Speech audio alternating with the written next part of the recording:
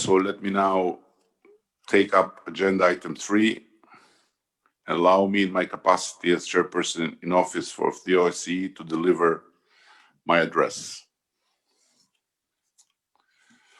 Dear friends, ladies and gentlemen, when Albania took over the chairmanship of the OSCE in January, everyone spoke of an organization that is struggling.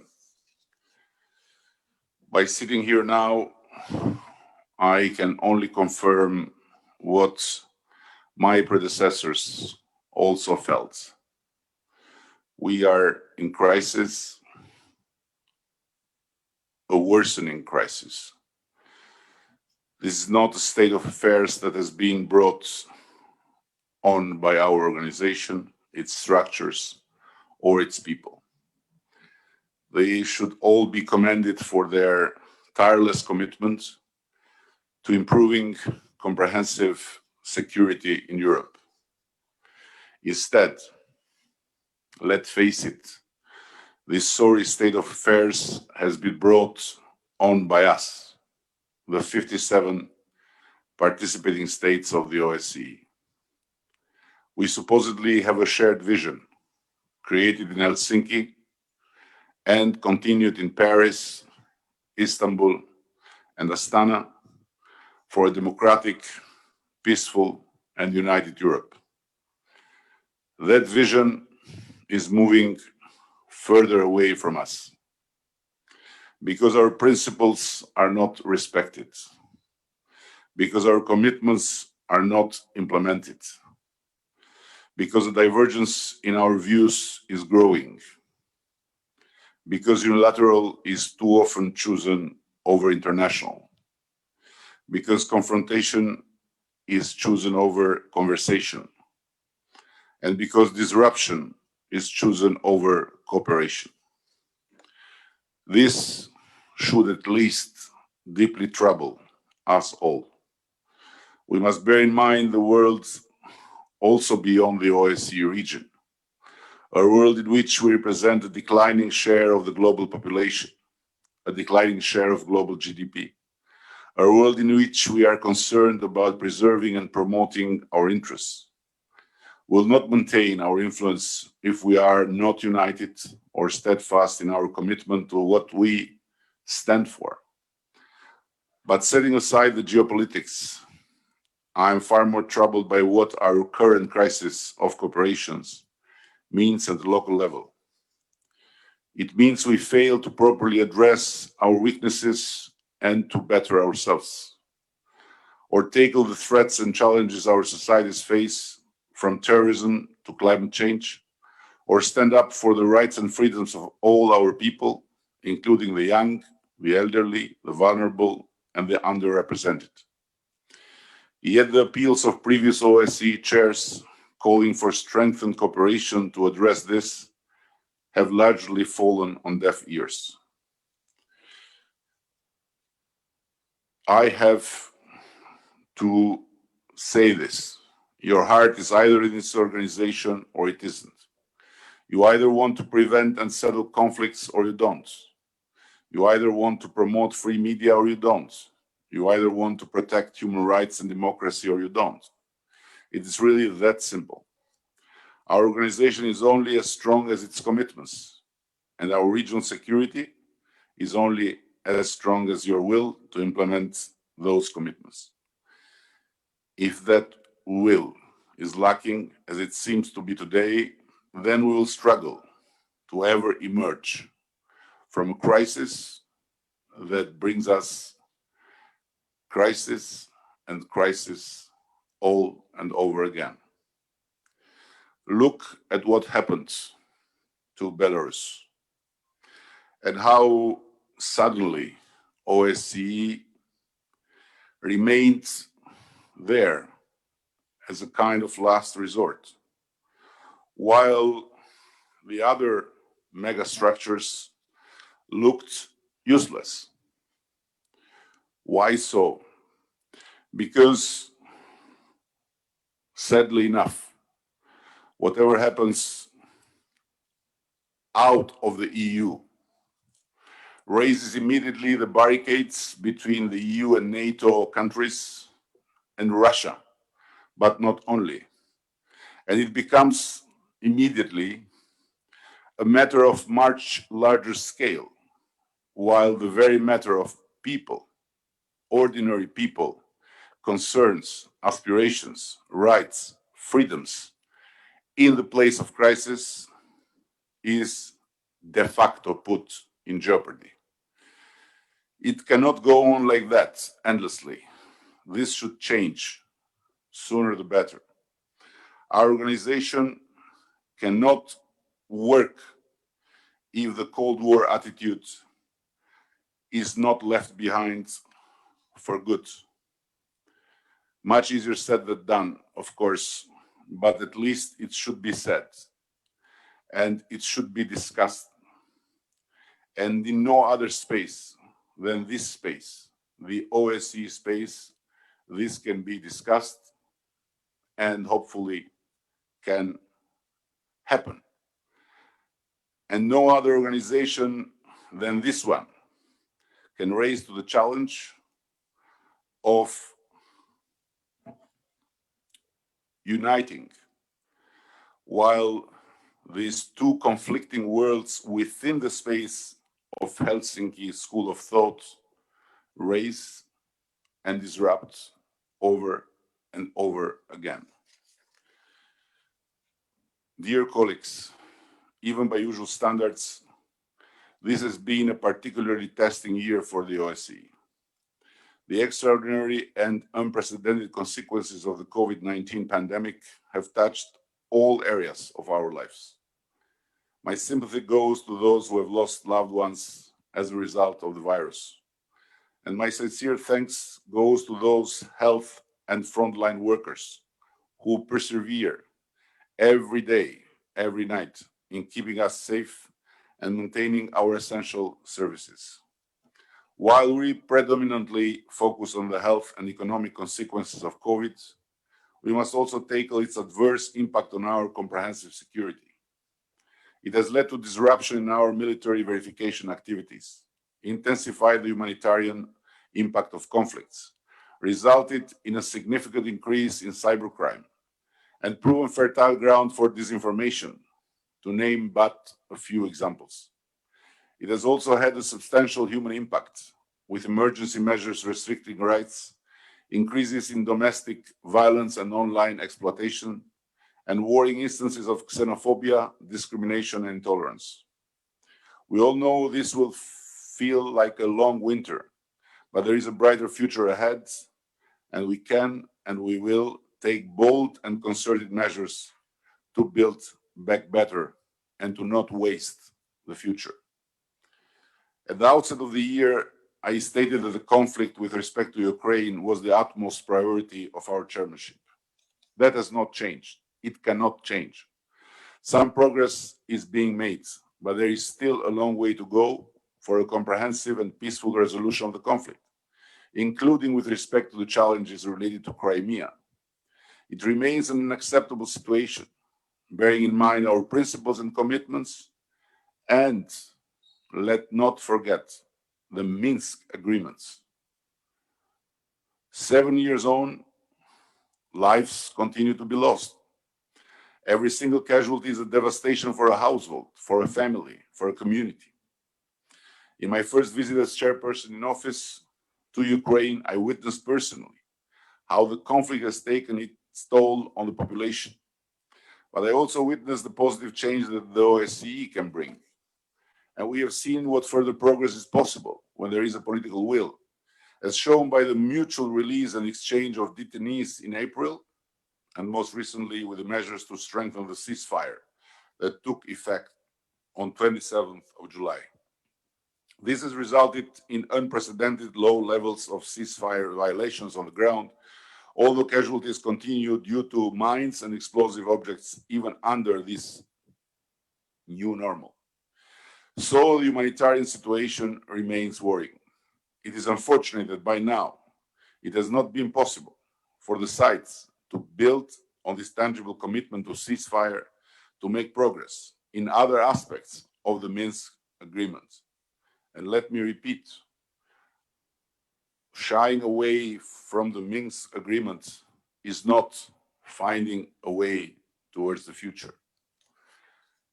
Last December, the Normandy 4 leaders met after 3 years and agreed on conclusions that can indeed boost the process, but should be fully implemented. These opportunities are not abundant, and I appeal for a more practical approach in the discussions in the trilateral contact group under the mediation of the OSCE. We need to make best use of it. We also need to make best use of the special monitoring mission to Ukraine, whose budget we agreed to increase this year. It has been a difficult year for the SMM, and I express my utmost appreciation to the dedicated women and men of the mission. The SMM has continued to implement its mandate while taking into account its duty of care considerations.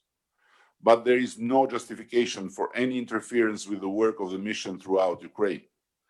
Nor is there justification for situations where the safety and the security of the civilian SMM staff or the mission's assets are threatened. The SMM must be allowed to do its job.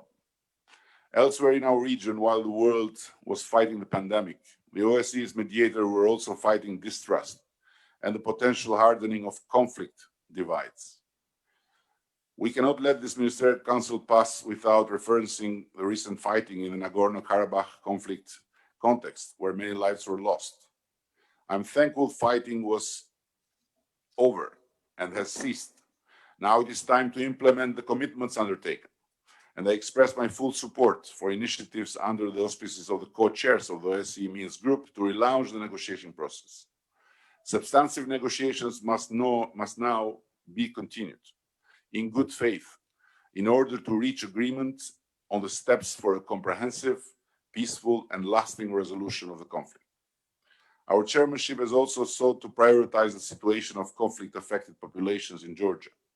There were glimpses of cooperation and pragmatism on public health issues, which the OSCE nurtured through its good offices. In fact, the OSCE was able to increase its regular contact with all stakeholders. At the same time, however, we observed the erection of additional obstacles as part of so-called borderization efforts, and we saw limitations on the freedom of movement of local residents across the administrative boundary lines. These restrictions magnified socioeconomic hardships and in some cases placed an additional burden on those seeking medical care. The dialogue efforts of the Geneva International discussions had to be postponed, although we welcome the commitment of all participants to reconvene those talks next week after a pause of nearly a year. I would like to underline also the need to continue the result-oriented Transnistrian settlement process. The pandemic has posed challenges to the interconnectivity between both banks of the river, and the process has slowed down. I call for the rapid restoration of the freedom of movement and encourage the sides to re-engage in the negotiation process next year when Sweden will be chairing the OSCE and build on the progress made. Dear colleagues, this year we have also seen new developments in our region which cause serious concern. In particular, and I go back to this point, the ongoing situation in Belarus. Things haven't improved, unfortunately, in the past 4 months, particularly with respect to the ongoing violations of human rights and fundamental freedoms. The loss of lives and injuries have been especially troubling. In August, together with my Swedish counterpart, Minister Ann Linde, who kindly arrived to Tirana, is here with me, we offered to visit Belarus and facilitate dialogue. It was an offer to help to Belarus as one of us, recognizing that the situation must be resolved in Minsk among the people of Belarus in full respect for their independence, sovereignty, and international obligations. But this offer was rejected. It could have been an opportunity to move from confrontation to meaningful dialogue. Instead, confrontation has continued. I maintain my view that the OSCE, as an inclusive organization, remains well placed and ready to volunteer its good offices to support Belarus. And I hope Belarus reconsiders this offer. That will stand there, although under the new chairmanship. But again, I want to stress what can be a very important lesson learned from this crisis, which is the very fact that suddenly, I repeat, OSCE remained the last address, the last station, the last resort. And this shows something. This shows that in this large space of the OSCE world, we need to focus on how we boost the OSCE tools and how we make of the OSCE a possible instrument to help members to solve crisis by realizing finally that the other megastructures are not able to do so. Ladies and gentlemen, Albania has therefore had to steer the OSCE ship in particularly turbulent times. And things became even harder to steer with the vacancies in our organizations for senior management positions in July. The effectiveness of the OSCE needs capable senior management. And it was another moment where we saw how important this senior management is, but also how important it is to focus in strengthening, first and foremost, the trust within this organization, and in bringing this organization to another level by making it a genuine organization about the principles on which it was founded, but by not allowing it to become another space where the permanent conflict between, as I said before, the EU and NATO family and Russia, and not only, is just transferred. Anyhow, I'm delighted that at this council we are set to appoint the OSCE's new leadership.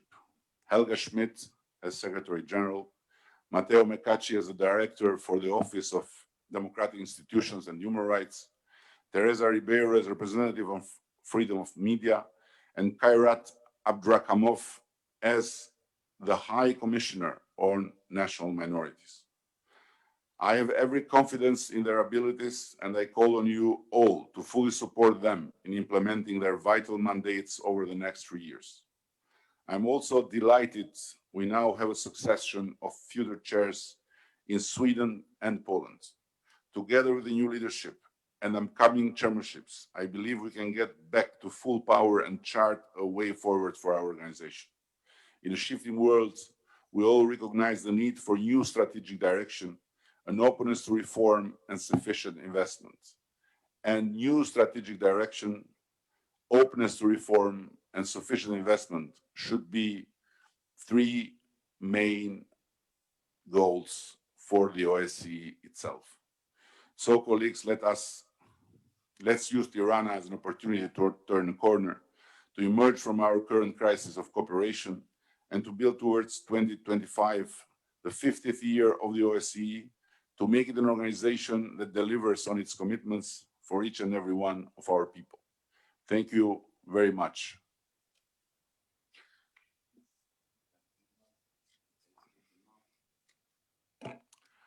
And now, let me proceed to agenda item 4, addressed by the President of the OSCE Parliamentary Assembly. I happily give the screen to His Excellency, Mr. George Tsereteli, the President of the OSCE Parliamentary Assembly. You have the screen, sir. Thank you. Thank you very much, dear Prime Minister, dear Chairman in Office, Your Excellencies, dear colleagues, friends. Just 30 years ago, the leaders of our countries declared that the era of confrontation and division had ended. The Charter of Paris seemed to have laid the foundation for what would have been seen as a naive utopia before. Long-standing democracy, peace, and unity in Europe. The decades that followed showed light and shadow. On the one hand, OSCE contributed to strengthening security and promoting stability throughout our region, in particular through confidence building between and democratization assistance inside those countries where it was most active. On the other hand, old unresolved conflicts were simmering and new ones erupted. And in some places, democratic progress was halted or even reversed. Over all these years, OSCE made numerous attempts to find ways for enhancing its effectiveness. We can recall Astana Summit and others. But today, we're probably farther away from unity and mutual trust than ever since the fall of the Iron Curtain. Again and again during the past decades, we experienced wars on OSCE territory, the decline of arms control regimes, and brutal repression of opposition movements. We have seen assaults on free speech and free media, flawed elections, growing intolerance and discrimination, as well as other deep divisions and polemics inside our societies. Unfortunately, there has also been a rise of extremist groups and again devastating terrorist attacks. This gives rise to many questions. Does this mean that this organization has not done its job?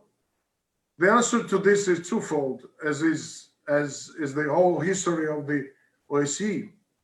The OSCE structures have performed very well, considering the scarce resources put at their disposal by participating states. But more than these structures, the OSCE is you, dear ministers, your ministries, and the states that you represent. So the question that we have to ask today is not, has this OSCE lived up to the expectations created 30 years ago? No. The question is, have the governments of the participating states put in practice the pledges and promises they made over the past 30 years? For parliamentarians and for me as the president of the OSCE's own parliamentary assembly, this is a very legitimate question to be asked. As the foreign ministers of the 57 participating states, can you say that your policies and actions are always in line with OSCE commitments? And how often are selfish national interests or power games abandoned and replaced by a cooperative attitude? There are so many fundamental challenges to the future of the peoples of our countries. Climate change and resulting environmental cataclysms, pandemics, scarcity of natural resources, and ensuring geopolitical conflicts, migration, terrorism, and international organized crime. Are we all investing enough into common efforts regarding these issues instead of wasting resources on a renewed arms race, hybrid warfare, violations of international borders, and occupation, manipulated elections, and the oppression of the opposition? And how much attention is paid to the implementation of OSCE principles and commitments by the governments and inside your countries? And how much interest do they show in making the OSCE perform for the well-being of our citizens? In an organization in which every participant is accountable to the others, it is of course legitimate and necessary to address these issues. Where we see failure to comply with OSCE's and other international standards. We as the OSCE Parliamentary Assembly have been very outspoken on this. Whether it is the violation of sovereignty and territorial integrity in the countries like Ukraine and Georgia, minority rights, democratic backsliding, or human rights atrocities. It is, for instance, appalling when we see peaceful protesters beaten or shot to death because governments cling to power. It is right to say this loud and clear, and we should be as critical of ourselves as we are of our partners. And most importantly, we should ask ourselves whether we individually contribute to the restoration of trust and of cooperation within the OSCE space. And excuse my bluntness, how often ministers engage directly with their representatives at the OSCE in Vienna when they sit together to do the diplomatic groundwork for what is so vital for our future. And what the citizens that we represent expect from us is not just a repetition of long lists of wrongdoings, but our creative and credible answers to the burning question about how we intend to find a way out of this situation. which is so much out of line of what the authors of Paris Charter had been hoping for. Recent events, for instance, in Nagorno-Karabakh, demonstrated again that the failure to devote sufficient interest in the solution of long-standing conflicts inevitably leads to less security and turmoil. Elsewhere, the same is true about the neglect of basic requirements regarding the development of democratic structures and the protection of human rights. As the OSCPA, we, with our direct representatives of people and our capacity to engage in frank, open dialogue and parliamentary diplomacy, we continuously have been offering our assistance. And the pandemic has not stopped us. Having been unable to convene since last February our regular consultative and deliberative process, which halted soon after our winter meeting, we organized numerous parliamentary web dialogues, which brought together experts, representatives of intergovernmental structures, with hundreds of parliamentarians discussing the pandemic and core OSCE issues. In late summer and autumn, we have also resumed our election observation activities. Through our parliamentary networks, we provide great tools for the facilitation of dialogue in conflict situations, and we have reiterated our offer in crisis situations like in Nagorno-Karabakh and in Belarus. The OSCE's intergovernmental structures have benefited from the synergies of our joint work, and this could be exploited much further. We remain engaged in Central Asia and the Western Balkans. We cherish our strong transatlantic ties, including through our excellent partnership with the US Helsinki Commission. Beyond our region, we are eager to extend our hands to partners in Asia and the Mediterranean. And our most recent contribution, dear ministers, is an appeal to you. We want to make full use of the OSCE potential to help build a safer and more stable future for us all. This already has the support of so many present and former senior OSCE leaders. Political support and adequate resources should be provided to all executive structures, and in particular in the activities of the OSCE institutions. This would enhance efforts to protect human rights and fundamental freedoms, achieve gender equality, promote tolerance and non-discrimination, protect media freedom, and more broadly, the stability of our diverse societies, and to strengthen democratic institutions in all participating states. Our initiative, a call for action, reaffirming our common purpose, has been endorsed and signed by more than 50 former and present OSCE leaders, including chairs in office, presidents of the Parliamentary Assembly, Secretary Generals of the OSCE and the OSCE Parliamentary Assembly, and heads of institutions. Despite all the difficulties that we are facing during these 2 days and in the days and months that follow, we must make an attempt to relaunch all efforts to bring back the spirit that motivated the signatories of the Helsinki Final Act and the Charter of Paris. Increasing our attention to this organization is even more urgent, given that the daily operations in Vienna and the field presences are impacted by the pandemic, and while COVID-19 is in the focus of so much attention. I see it as a positive sign that delegations found consensus on the appointments of new heads of institutions, and we'd like to commend Albanian chairmanship for their efforts and of course incoming Swedish chairmanship. And I wish that this be finally approved by you tomorrow. This would already represent a significant contribution to make the work of the OSCE more effective and in future years. Dear colleagues, dear ministers, this is my last appearance before you in my capacity as Parliamentary Assembly President. I would therefore like to finish by thanking all those I have been able to enjoy good cooperation with. Chairmanships, ministries and ministers, ambassadors, leaders of executive structures, my colleagues in the PA and the numerous staff. And I hope for your fruitful work on behalf of the OSCE and wish you all success in your future endeavors. Thank you very much. Thank you, dear President, and we also wish you all the best. Now, take up agenda item 5, report by the OSCE Secretariat, and I give the floor to the officer in charge, Secretary General, Her Excellency, Mrs. Tutula Uriola, to deliver her report to the Ministerial Council. The screen is yours, Madam. Thank you. Mr. Chairperson, Prime Minister Rama, allow me to begin by expressing sincere gratitude on behalf of the Secretariat and all OSCE staff for your personal commitment and active leadership of the OSCE during this year of what have been unprecedented challenges. And I would also like to wholeheartedly thank the Chairperson of the Permanent Council, Ambassador Egli Hassani, for his tireless efforts to steer our organization through these difficult times. And of course, your excellent teams in Vienna and Tirana also deserve our gratitude for their admirable work this year. Esteemed Ministers, Excellencies, ladies and gentlemen, this has truly been an exceptional year, not only for the OSCE, but for all of humanity. The COVID-19 pandemic is a blunt reminder that our security is interconnected and interdependent, and that the best way to protect ourselves is by working together to protect each other. This is the fundamental tenet of cooperative security and the essence of the OSCE.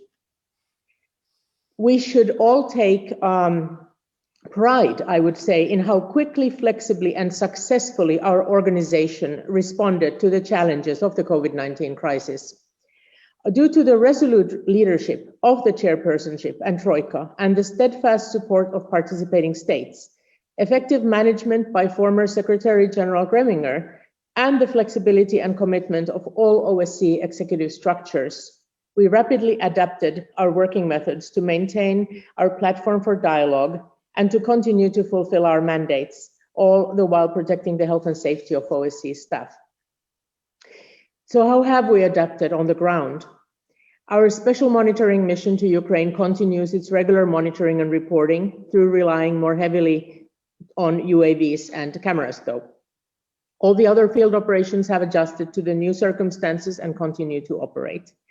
They provide assistance to their host communities, and together with our institutions and the Secretariat, they are exploring ways to address the longer-term consequences of the pandemic. These include, for example, increased support for preventing gender-based violence, combating human trafficking and corruption, promoting digital governance, democratic institutions and media freedom, support for vulnerable groups, and strengthening crisis management capacities. And we can be proud of the fact that the OSCE also became one of the first international organizations to move its decision-making bodies online. Maintaining dialogue remains critical to building trust, to preventing and resolving conflicts, and to promoting cooperation to tackle shared security challenges.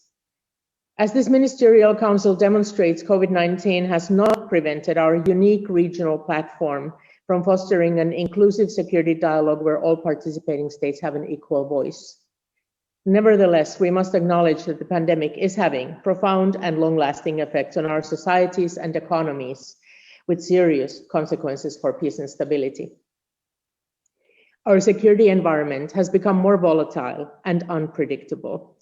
There are signs that the pandemic is accelerating existing trends, including growing distrust and polarization between and within states. It is also having a heavy impact on conflict-affected populations who were already enduring difficult conditions, and it is making conflict prevention and conflict management efforts more challenging. Unfortunately, the UN Secretary General's call for a global ceasefire and cooperation across conflict lines to address the pandemic has largely gone unheeded. Instead, the pandemic has hindered contacts and dialogue and mediation processes and diverted attention from conflict resolution efforts. In some cases, we have seen the use of force prevail over diplomacy. At the risk of repeating some of the issues already raised by the chair in office, I have to remind that in our region, this has included a destructive war around Nagorno-Karabakh with a severe impact on civilians. While the ceasefire is welcome in halting the fighting, we must now support renewed efforts to achieve a long-term peaceful political settlement. And there is wide support for the Minsk Group co-chairs and the personal representative of the chairperson in office to continue their diplomatic efforts. On a more positive note, a ceasefire in eastern Ukraine has largely been respected for more than 4 months, offering the sides an opening to make progress on other tracks. Political dialogue and mediation processes can continue even in online formats if the political will is there. And processes where the OSCE is involved remain active, mostly in virtual mode, with support from the Secretariat as appropriate, even if formal meetings have not been possible for all of them. Work has continued in the Trilateral Contact Group, pursuing a peaceful solution to the conflict in eastern Ukraine, in the Geneva international discussions on consequences of the 2008 conflict in Georgia, in the Transnistrian settlement process, and of course by the Minsk Group co-chairs. And the OSCE remains ready to provide its good offices and conflict prevention tools wherever they might be needed to help ease tensions. This year, we mark 3 historic OSCE milestones: the 45th anniversary of the Helsinki Final Act, the 30th anniversary of the Charter of Paris, and the 10th anniversary of the Astana Declaration. And these landmark documents, which set out our fundamental principles and commitments, were the work of political leaders with the courage and foresight to look beyond the tensions of their times and to embrace an inclusive vision of cooperative security. And we should look to them for inspiration as we endeavor to resolve contemporary conflicts. Now, this year we also mark the 20th anniversary of the Women, Peace and Security Agenda. And the OSCE continues to reinforce the meaningful role of women in all stages of conflict prevention and resolution, which, as is well documented, helps make peace sustainable. Also, over the years, the OSCE has developed a robust toolbox for preventing conflicts and promoting security and stability. And next year, we will mark the 10th anniversary of Ministerial Council Decision 311 on strengthening the OSCE's capabilities across the conflict cycle. And I would hope that we use this moment to take stock and consider how we could further strengthen our toolbox. The OSCE executive structures can support and assist efforts to prevent and resolve conflicts, but ultimately it is up to the participating states to make full use of the tools available to them, to you. 10 years ago at the Astana summit, participating states underscored that the security of the OSCE region is inextricably linked with that of our neighboring regions. Our Asian and Mediterranean partners are keen to work more closely with the OSCE. So a declaration by this Ministerial Council to strengthen cooperation with our Asian partners would be a welcome development. We all benefit from the synergies that both these partnerships provide, since they enable us to promote peace and security more effectively and efficiently. This is also true for our partnerships with the United Nations and other international organizations. Excellencies, next year, the OSCE will continue to contend with an array of serious challenges. We look forward to working with the incoming Swedish chairpersonship and Troika members, Albania and Poland, who can count on wholehearted commitment and support of all OSCE staff and executive structures. And you, dear ministers, can continue to rely on the OSCE to support the implementation of your decisions, especially now when we are all equally vulnerable to the virus that is wreaking havoc on our society's. Cooperation is essential.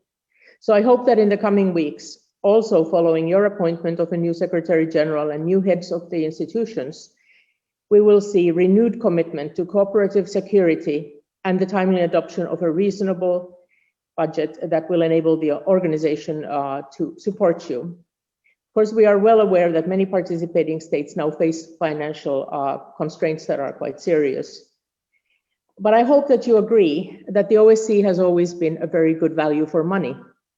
Our 16 field operations, our 3 specialized institutions, our secretariat, and the 4,000 OSCE staff continue to promote security for the more than 1.2 billion people who inhabit our region, and on a total assessed budget of only 226 million euros. And this includes 92 million euros for the special monitoring mission to Ukraine. And I can assure you that we make every effort to prioritize and to find the most reasonable way to use the money that you provide us in a prudent and transparent manner.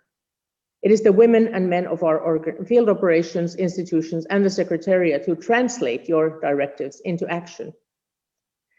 And so I would like to thank the entire OSCE staff for their commitment and hard work, and particularly in these challenging times for their flexibility and resilience. They continue to deliver despite the added stress and uncertainty caused by the pandemic. Their health and safety must remain our top priority.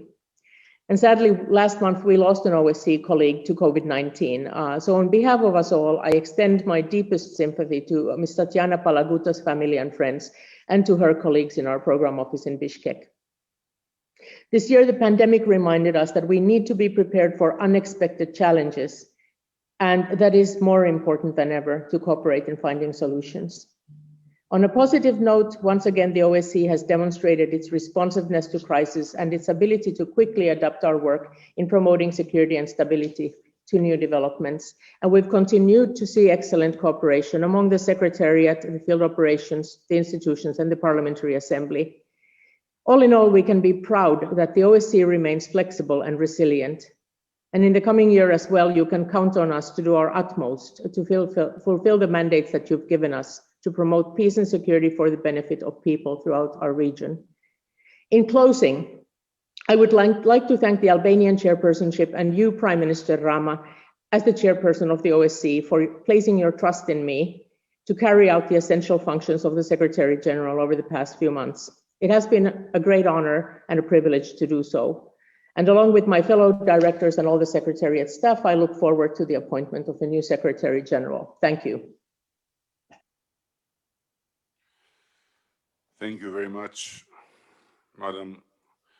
Now, dear colleagues, distinguished delegates, I shall close the opening session of the 27th meeting of the OSCE Ministerial Council, and without further delay, we'll proceed to take up the next agenda item 6, statements by heads of delegations.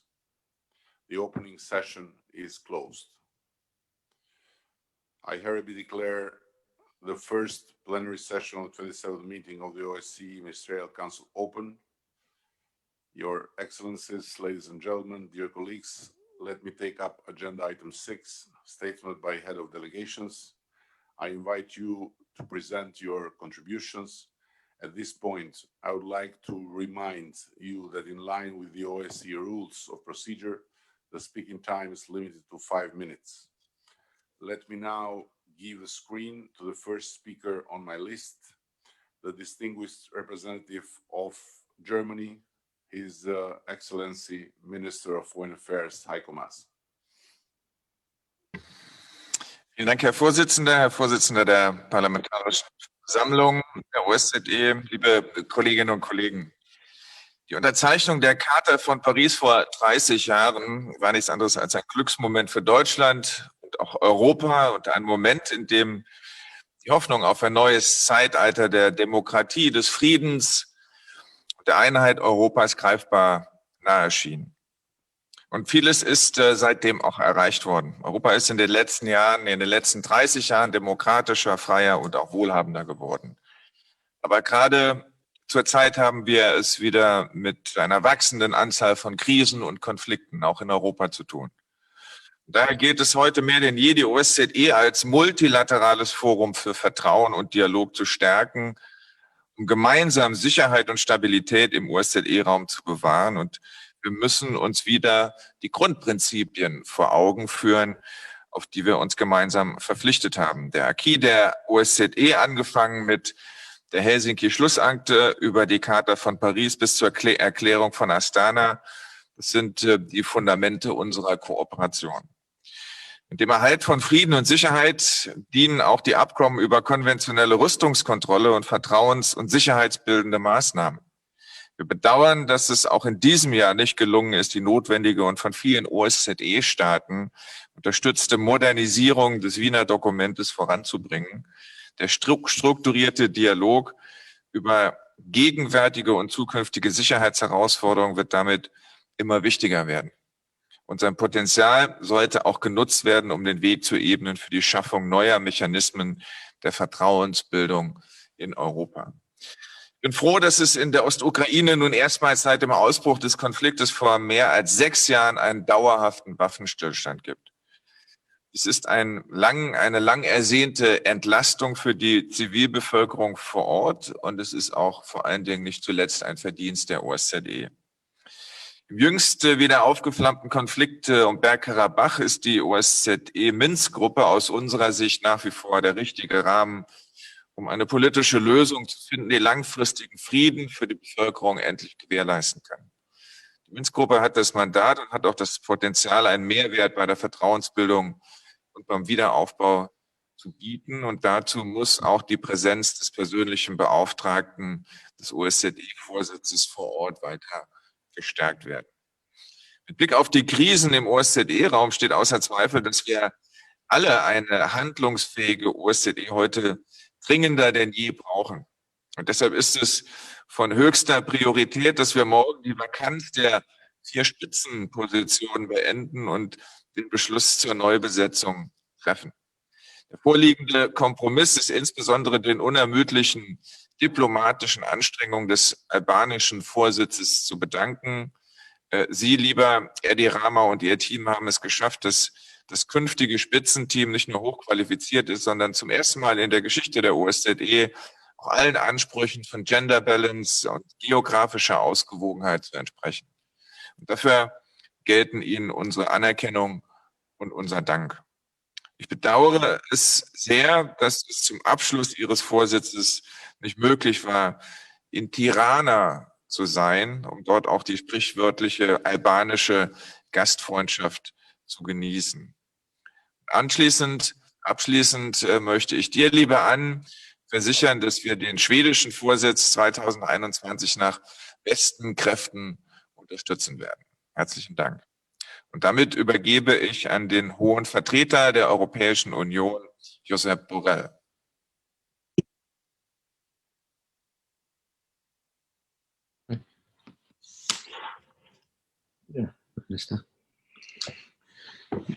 Thank you, Heiko. Minister, dear friends, let me start by extending warm thanks to the Albanian chairperson in office, Prime Minister Edi Rama, and his team for the excellent work done through an extremely challenging year for the OSCE, especially in the pandemic context. My best wishes also to the incoming Swedish chairman in office, also to Poland for the chairmanship in 2021, and later North Macedonia and Estonia in 2023 and 2024. I'm very happy that after 6 months of discussions, tomorrow we will be able to appoint a new Secretary General and head of the 3 autonomous institutions. I'm also confident that with competent and experienced leadership, the OSCE can focus on the challenges ahead. Now the work of the organization must be taken forward with renewed energy and determination. The European Union supports the intention of the Swedish chairman in office to focus, chairperson in office, to focus in 2021 on the fundamental task of the OSCE, to defend the European security order and to uphold the OSCE comprehensive concept of security. This is unfortunately particularly relevant today when the area is facing a number of crises, many of which erupted in 2020. Let me recall the European Union's unwavering commitment to multilateralism. Going it alone is not an option for anyone. The more we work together, the better will the solution be. The global challenges we are facing today, be it in the corona pandemic or climate change, recognize no borders and can only be addressed effectively through multilateral cooperation and structures based on respect for human rights and the rule of law. 45 years ago, we established the Conference for Security and Cooperation in Europe. It was during the Cold War. It was a tremendous victory of multilateralism and cooperation over unilateral and antagonist approaches. 15 years later, the Paris Charter stated the end of the Cold War and opened great hopes for the OSCE region. Many of them became reality, but unfortunately, 30 years later, The atmosphere within us is more and more one of confrontation. The spirit of Helsinki and Paris seems far away, and we observe more crises erupting than being solved. Today, the European Union is confident that the OSCE remains the key forum and instrument to address security challenges in the region. I refer here to both specific conflicts in our region, but also emerging and transnational threats that impact us all. What was valid 40 years ago still holds today. European security architecture can be defended only by respecting international law and OSCE principles and commitments, namely the Helsinki Final Act and the Paris Charter. In that context, I welcome the recent positive developments in Ukraine. The renewed ceasefire is largely holding since the end of July. It spares lives, and this matters greatly to the European Union. Regrettably, Crimea and the city of Sevastopol are still illegally annexed by Russia. The European Union reiterates its unwavering support to Ukraine's independence, sovereignty, and territorial integrity. We need a long-term political solution to achieve a lasting peace in the eastern Ukraine. This will require political will by all parties to the conflict, and the full implementation of the Minsk Agreement is a key condition in this regard. The work of the OSCE Special Monitoring Mission is invaluable. European Union member states contribute to more than 2/3 in personnel and budget. It must enjoy full, safe, unconditional, and unhindered access throughout Ukraine in accordance with this mandate, and no pretext should limit this. Let me mention also a few words about Belarus. I regret to say that 4 months after the elections, the Belarusian authorities still continue to employ violence against peaceful protesters, against ordinary Belarusian citizens.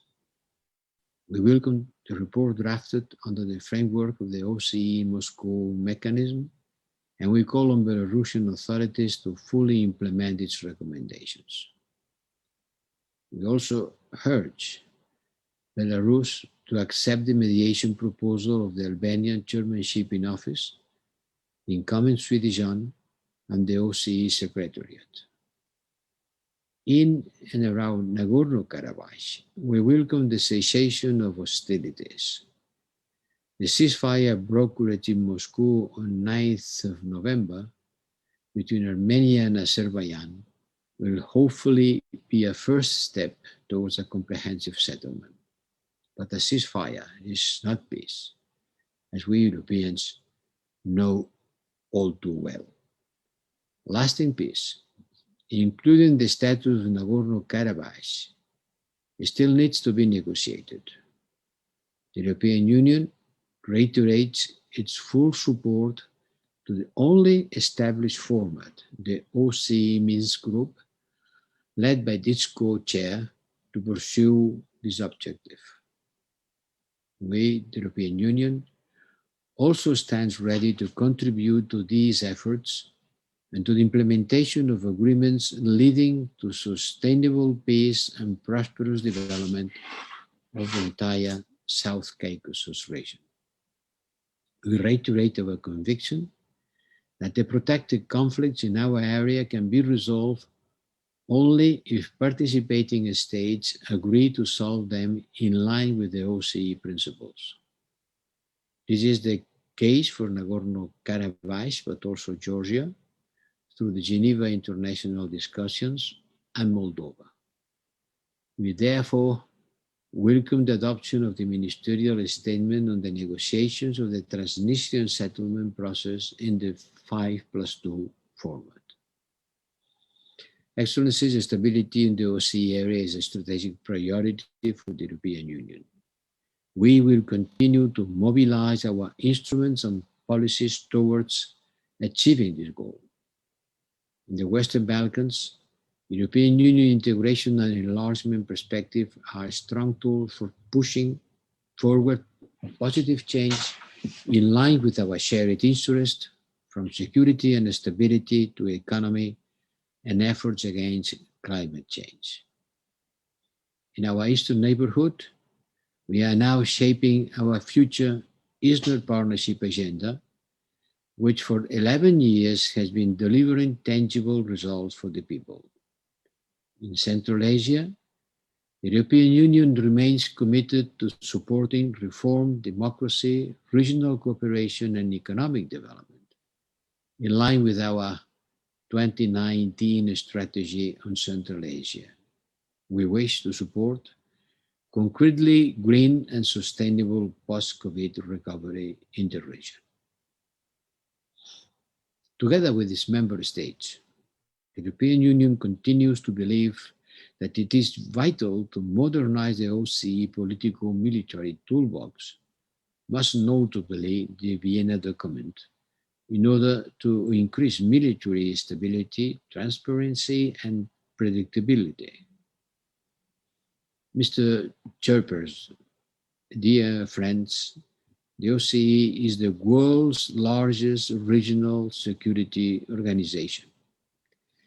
It provides us with a unique platform for dialogue and normative framework, and we all prefer that frank words are exchanged in Vienna rather than bullets and shells on the ground. That's why I would like to reiterate once again that the European Union fully supports the OSCE comprehensive approach to security, encompassing the political, military, the economic and environmental, and the human dimensions. All these dimensions are very much important for the OSCE work. There is indeed neither lasting peace nor security if those challenges are not addressed altogether. This has to be our strong commitment. Thank you. Thank you to all of you. Thank you, dear High Representative. And now I will pass the screen to the next speaker on my list, the distinguished representative of Azerbaijan, His Excellency Minister of Foreign Affairs, Bayramov.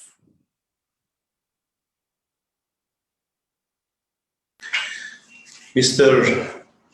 Chairperson, dear colleagues, ladies and gentlemen, at the outset, I would like to congratulate His Excellency Mr. Edi Rama, the OSCE Chairperson in Office, Prime Minister and Minister for Europe and Foreign Affairs of Albania, for excellent organization of the 27th meeting of the OSCE Ministerial Council. I also wish every success to our distinguished colleague, Minister of Foreign Affairs of Sweden, Her Excellency Mrs. Ann Linde, as the incoming OSCE Chairperson in Office. In my capacity representing the Chairman in Office of the Turkey Council, I would like to express our gratitude to the Albanian Chairmanship for inviting the Cooperation Council and the Parliamentary Assembly of the Turkic-speaking states to the meeting of the OSCE Ministerial Council as guests. We firmly believe that their active participation in the work of the OSCE will contribute to the attainment of common goals shared by these organizations. Dear colleagues, this year we commemorate the 45th anniversary of the Helsinki Final Act and the 30th anniversary of the Charter of Paris for a New Europe, which form a common foundation of security for all participating states. The principles enshrined in the Helsinki Final Act and reconfirmed in the Charter of Paris, in particular those related to sovereign equality, territorial integrity, and inviolability of frontiers, remain valid as ever before and form the basis for our relations.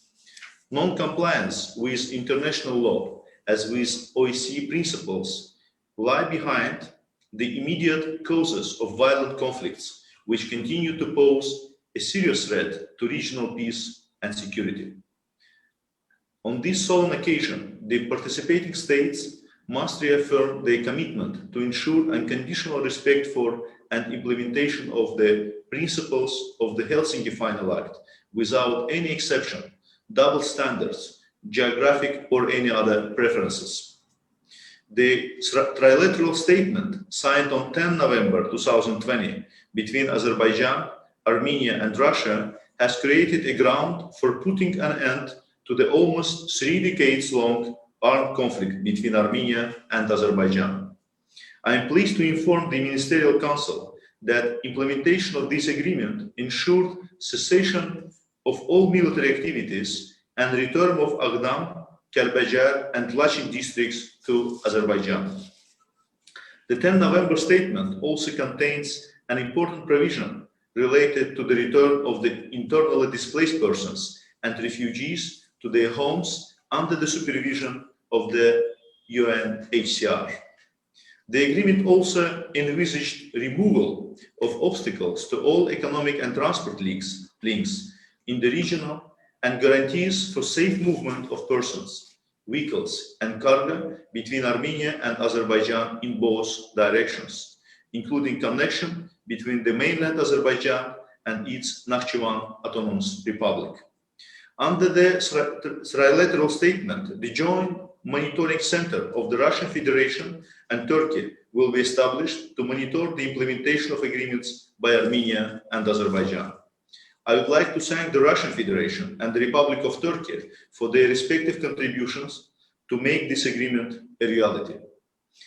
These neighboring states play an important role as guarantors of the above-mentioned agreement, implementation of which will ensure long overdue peace and stability in the South Caucasus region.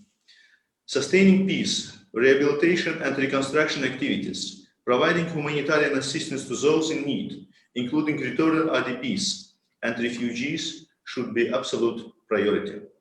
To this end, Azerbaijan is ready to work with relevant international partners, including ICRC, UNHCR, and other UN agencies, as well as individual states, which are willing to contribute to peace and stability in the region in full compliance with the United Nations Guiding Principles on Humanitarian Assistance of 1991. Azerbaijan is resolute to reintegrate its citizens of Armenian origin residing in the territories of the Nagorno-Karabakh region of the Republic of Azerbaijan into its political, social, economic space, guaranteeing the same rights and freedoms with all the citizens of Azerbaijan, regardless of their ethnic, religious affiliation, on an equal and non-discriminatory basis. The Constitution of the Republic of Azerbaijan provides the solid legal framework in this regard. Peaceful coexistence of Azerbaijani and Armenian residents of the conflict-affected territories based on respect to each other's security, ethnic and religious identity within the sovereignty and territorial integrity of Azerbaijan must and shall be finally ensured. We are entering a new post-conflict stage, a stage of reconstruction and rehabilitation, a stage of restoration of peaceful coexistence. New opportunities for development and cooperation are emerging. We call upon our colleagues and partners to assess and take advantage of the new promising realities. I request that this statement be attached to the journal of the day. Thank you, Mr. Chairperson, and thank you for the attention. Thank you, sir. Request to be noted.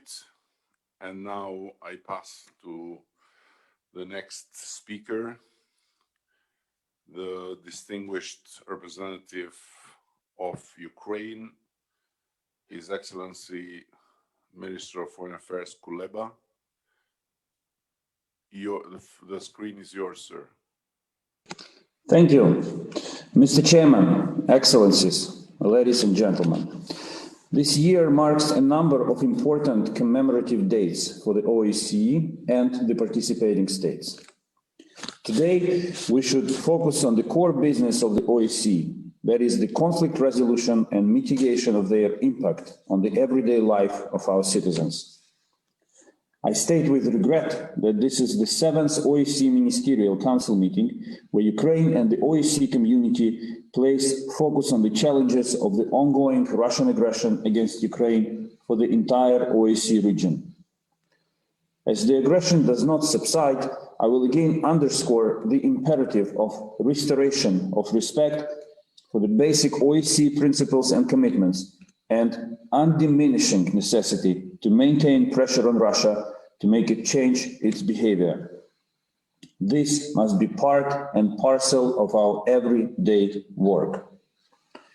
I commend the work of brave men and women of the OSCE Special Monitoring Mission in Ukraine, who have been monitoring the situation on the ground, including in the parts of the Donetsk and Lugansk regions of Ukraine temporarily occupied by Russia.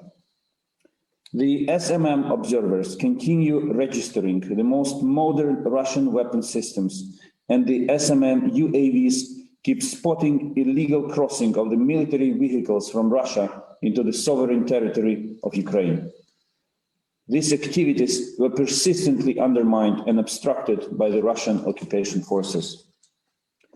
We thank the 33 participating states which joined us in the co-sponsoring the ministerial decision on the OSCE permanent monitoring of the areas adjacent to the uncontrolled segment of the Ukrainian-Russian border. The establishment of such a permanent monitoring, a clear provision of the Minsk Protocol with Russia, which Russia has also signed, could have become another practical response by the OSCE to the ongoing conflict. The blocking of this decision by one country, the Russian Federation, has again demonstrated the unwillingness of Moscow to honor its commitments under the Minsk agreements, to abide by the OSCE principles and to respect the borders in Europe. The year 2020 was a special one for Ukraine. Our chairmanship in the Forum for Security Cooperation provided a unique opportunity to remind the OSCE community of the most severe security challenges, including those stemming from Russia's continued occupation and militarization of Crimea and its surrounding waters. It is our common interest to restore security and stability in the wider Azov Black Sea region.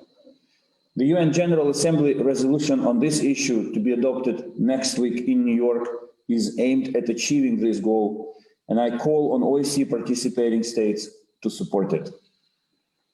To counter challenges caused by Russia's attempted annexation of the Crimean Peninsula and to achieve its deoccupation, Ukraine has initiated the establishment of the Crimean Platform.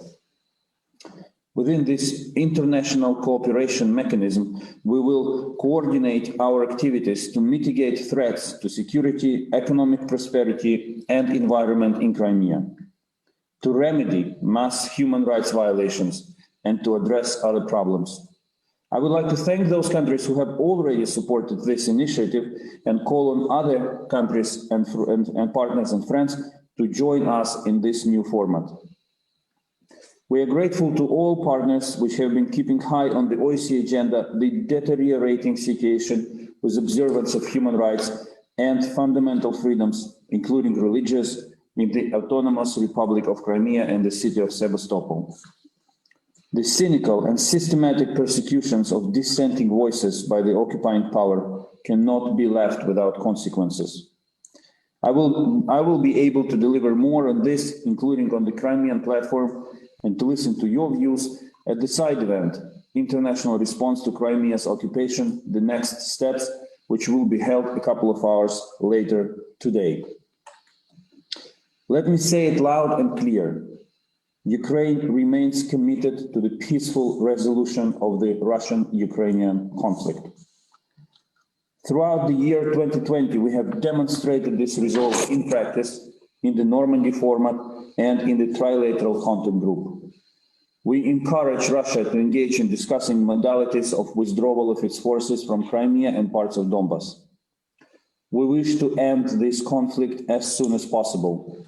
We will never accept Ukraine's internationally recognized pardon me, we will never accept that Ukraine's internationally recognized borders, territorial integrity, and sovereignty remain violated. We urge the Russian Federation to stop its aggression against Ukraine, including by withdrawing its armed formations, mercenaries, and their hardware from the temporarily occupied territories of Ukraine, and fully implementing its commitments under the Minsk agreements. Mr. Chairperson, we commend you personally and Albania for its dedicated efforts to steer the OSCE in this very difficult year and for organizing this ministerial. We warmly welcome Sweden as the incoming chairmanship, followed by Poland, close friends and partners of Ukraine. We support the bids submitted by North Macedonia and Estonia, with whom we also enjoy excellent bilateral relations for the years 2023 and 2024. With decisions on the appointment of top OSCE officials, we recommit ourselves to the important mandates of the OSCE institutions. Their impartial, independent, and faithful implementation will prove the relevance and strength of our organization. I thank you, Mr. Chairperson. Thank you, sir. The next speaker on my list is the distinguished representative of France. Is Excellency Minister of Foreign Affairs, Le Drian. The screen is yours, sir. Merci, Monsieur le Président. Monsieur le Président, chers collègues, l'année 2020 marque les 45 ans de l'adoption de l'acte final d'Helsinki et de son décalogue et les 30 ans de la signature de la Charte de Paris. L'adoption de ces deux documents fondateurs a démontré que les États ont pu dépasser leurs divisions, s'affranchir du climat de méfiance pour œuvrer collectivement en faveur du renforcement de la paix et de la sécurité. C'est cet esprit que nous devons retrouver aujourd'hui. Car l'OSCE, c'est notre maison commune, celle que nous continuons à construire depuis 45 ans. Et notre responsabilité est de mettre à profit notre conseil ministériel annuel pour avoir un dialogue franc, direct et constructif. Il est indispensable si nous souhaitons répondre aux multiples défis qui se posent à nous, car ces défis sont nombreux pour la sécurité européenne et pour notre organisation. Sur le dossier ukrainien, sur lequel depuis près d'un an après le sommet de Paris et la dynamique nouvelle qui s'est ouverte, la France et l'Allemagne poursuivent des efforts qui restent difficiles en faveur de la résolution du conflit russo-ukrainien et du plein rétablissement de la souveraineté et de l'intégrité territoriale de l'Ukraine. Sur le dossier du Haut-Karabakh, bien évidemment, sur laquelle la France, en tant que coprésidente du groupe de Minsk, s'est également engagée à tous les niveaux et en lien avec nos partenaires américains et russes en faveur d'une résolution pacifique et durable. Nous confirmerons aujourd'hui avec Sergei Lavrov et Stephen Biegun notre détermination commune pour jouer tout notre rôle pour rechercher cette solution durable à la suite de l'accord de cessez-le-feu du 9 novembre. C'est le mandat qui nous a été confié par les membres de l'OSCE et nous continuerons de l'assumer dans le cadre de notre organisation. Je n'oublie pas, parmi les dossiers de crise, les autres crises de notre voisinage dont la résolution doit continuer de progresser, notamment dans le cadre des discussions internationales de Genève, afin que la Géorgie puisse recouvrer son intégrité territoriale et dans le cadre du format 5+2 pour la Moldavie. Au-delà des crises, nous souhaitons que l'OSCE puisse renforcer sa coopération dans chacune des dimensions de notre organisation. La dimension politico-militaire, car la fragilisation des outils de maîtrise des armements, notamment du fait de la fin du régime sur les forces conventionnelles et du retrait américain du traité ciel ouvert et de l'impossibilité de moderniser le document de Vienne, porte atteinte à nos intérêts collectifs de sécurité et nous devons mettre un terme à cette dynamique délétère. La dimension humaine, car nous reconnaissons tous ce lien fondamental entre notre sécurité commune et le respect des droits humains et des libertés fondamentales, un lien qui fait la spécificité de notre organisation. Or, ces engagements sont bafoués sur notre continent, comme en témoigne les violations massives et systématiques des droits de l'homme observées en Biélorussie. Je veux insister tout particulièrement sur la défense de l'indépendance et de la liberté des médias. Elle est d'autant plus fondamentale que nous voyons se multiplier et se déployer des campagnes de manipulation de l'information, des campagnes de haine, de propagande qui visent à saper le fondement même de nos sociétés démocratiques. La France l'a expérimenté ces dernières semaines à la suite des attentats terroristes de Conflans-Sainte-Honorine et de Nice. La dimension économique, enfin, que nous ne devons pas négliger et qui doit permettre d'agir sur les défis importants qui se posent à nous, tels le défi environnemental. Madame la Présidente, chers collègues, ces défis, et l'année 2020 l'a encore démontré, imposent que notre organisation fonctionne correctement. C'est pourquoi la résolution de la crise institutionnelle que nous actons aujourd'hui était indispensable. L'OSCE a besoin de responsables de la qualité de ceux que nous désignerons, je l'espère, demain. Et il est impératif que la gouvernance de notre organisation soit améliorée, modernisée, y compris sur le plan contributif. Il y va de sa crédibilité. Je veux, pour conclure, saluer les efforts de la présidence de l'Albanie pour parvenir à ce résultat par son action opiniâtre. Et je tiens à assurer la prochaine présidence suédoise du plein soutien de la France pour contribuer à la coopération et à la sécurité euro-atlantique. Je vous remercie. Merci, monsieur. I go to the other speaker and I pass the screen to the distinguished Sese normale gelmiyor. to distinguished His Excellency Minister of Foreign Affairs of Turkey, Mevlut Çavuşoğlu. Thank you very much. The screen is yours, my friend. Thank you very much, dear Chairman, dear colleagues, Excellencies. Let me start by thanking Prime Minister Edi Rama and his team for the hard work. Albania successfully guided our organization through this very difficult year.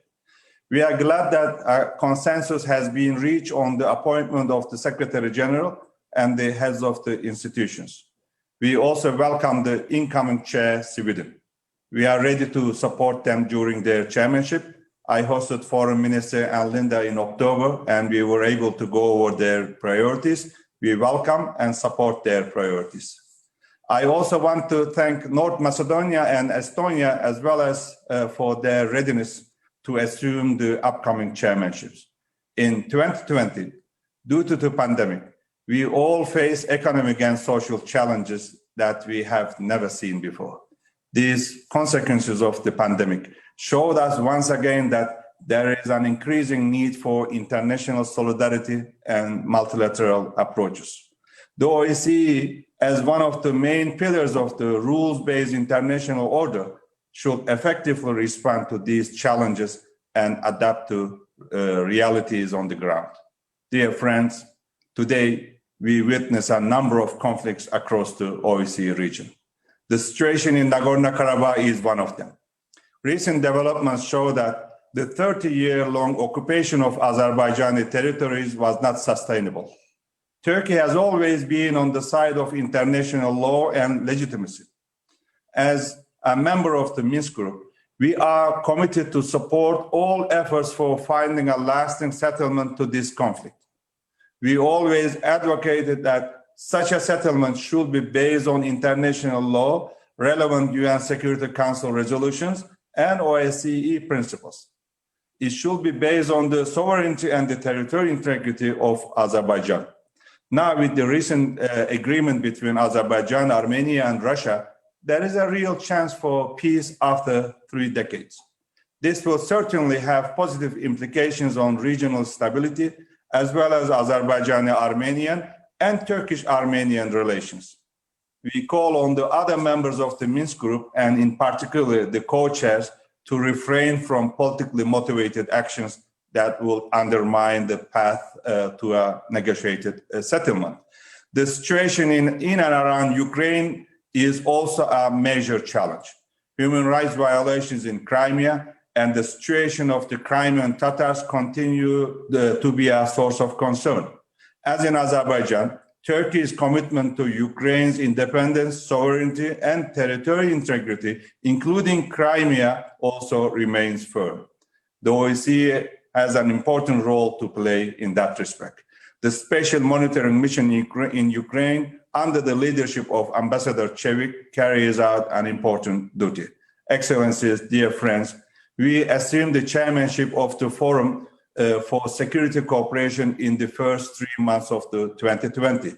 We try to bring added value to this unique forum and increase its effectiveness. One of our priorities was to promote women, peace, and the security agenda in the OSCE. We also contribute to the OSCE's efforts in the peaceful resolution of the conflicts and the mediation. The group of friends of mediation that we co-chair with Finland and Switzerland has created a momentum in this regard. It supports the OSCE's mediation capacity. During the pandemic, we made use of digital means to focus on important issues. In the first ever webinar hosted by Antalya Diplomacy Forum, we discussed the impact of the pandemic on conflict dynamics and mediation together with my Finnish and Swiss colleagues as the co-chairs. Dear colleagues, excellencies, friends, terrorist organizations targeting our democracies are transforming and diversifying their activities. In some cases, they present themselves as a civil society organizations and abuse international platforms. Unfortunately, we see that happening in the OSCE platforms as well. The participation of FETÖ affiliates in human dimension meeting is a source of major concern for Turkey. This is in breach of the OSCE rules regulating the participation of the civil society. We actually made some progress in this regard within the OSCE, but there is still no concrete and satisfactory outcome. Today, our solidarity against terrorism is more important than ever. We shouldn't allow terror-affiliated groups to exploit the OSCE platforms. Dear friends, the rise of populism, xenophobia, Islamophobia, anti-Semitism, as well as the right and left-wing extremism are other important issues that we need to address. These dangerous trends threaten our democracies and fundamental values such as human rights and freedom of speech and religion. We should strike a right balance between respect to religions and other freedoms. Nothing can justify insulting our beloved prophet. Political leaders have a special responsibility on that. They should unite, but not divide. We should also strike a right balance between security and freedoms while combating terrorism. Nothing can explain the recent treatment of at least 14 Muslim children by the French police. Therefore, combating these challenges should be high on the OSCE agenda. And we value the work of personal representative of the OSCE chairperson in office on combating intolerance and discrimination against Muslims, Ambassador Pachaji, as well as two other personal representatives, Rabbi Andrew Baker and Professor Regina Pollack. In closing, I would like to repeat that as a firm supporter of effective multilateralism, Turkey's contribution to the work of the OSCE will continue. Thank you very much, Mr. Chairman. Thank you very much, dear Minister. The next speaker on the list is the distinguished representative of Mongolia, Minister Nyantsaren. Please, the screen is yours.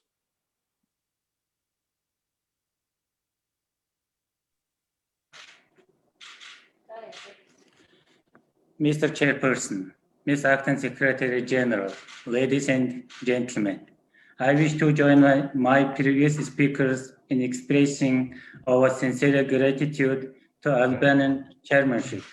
Mongolia appreciates Albania's dedicated efforts throughout this year, promoting peace, security, stability, and cooperation in the Organization for Security and Cooperation in Europe area.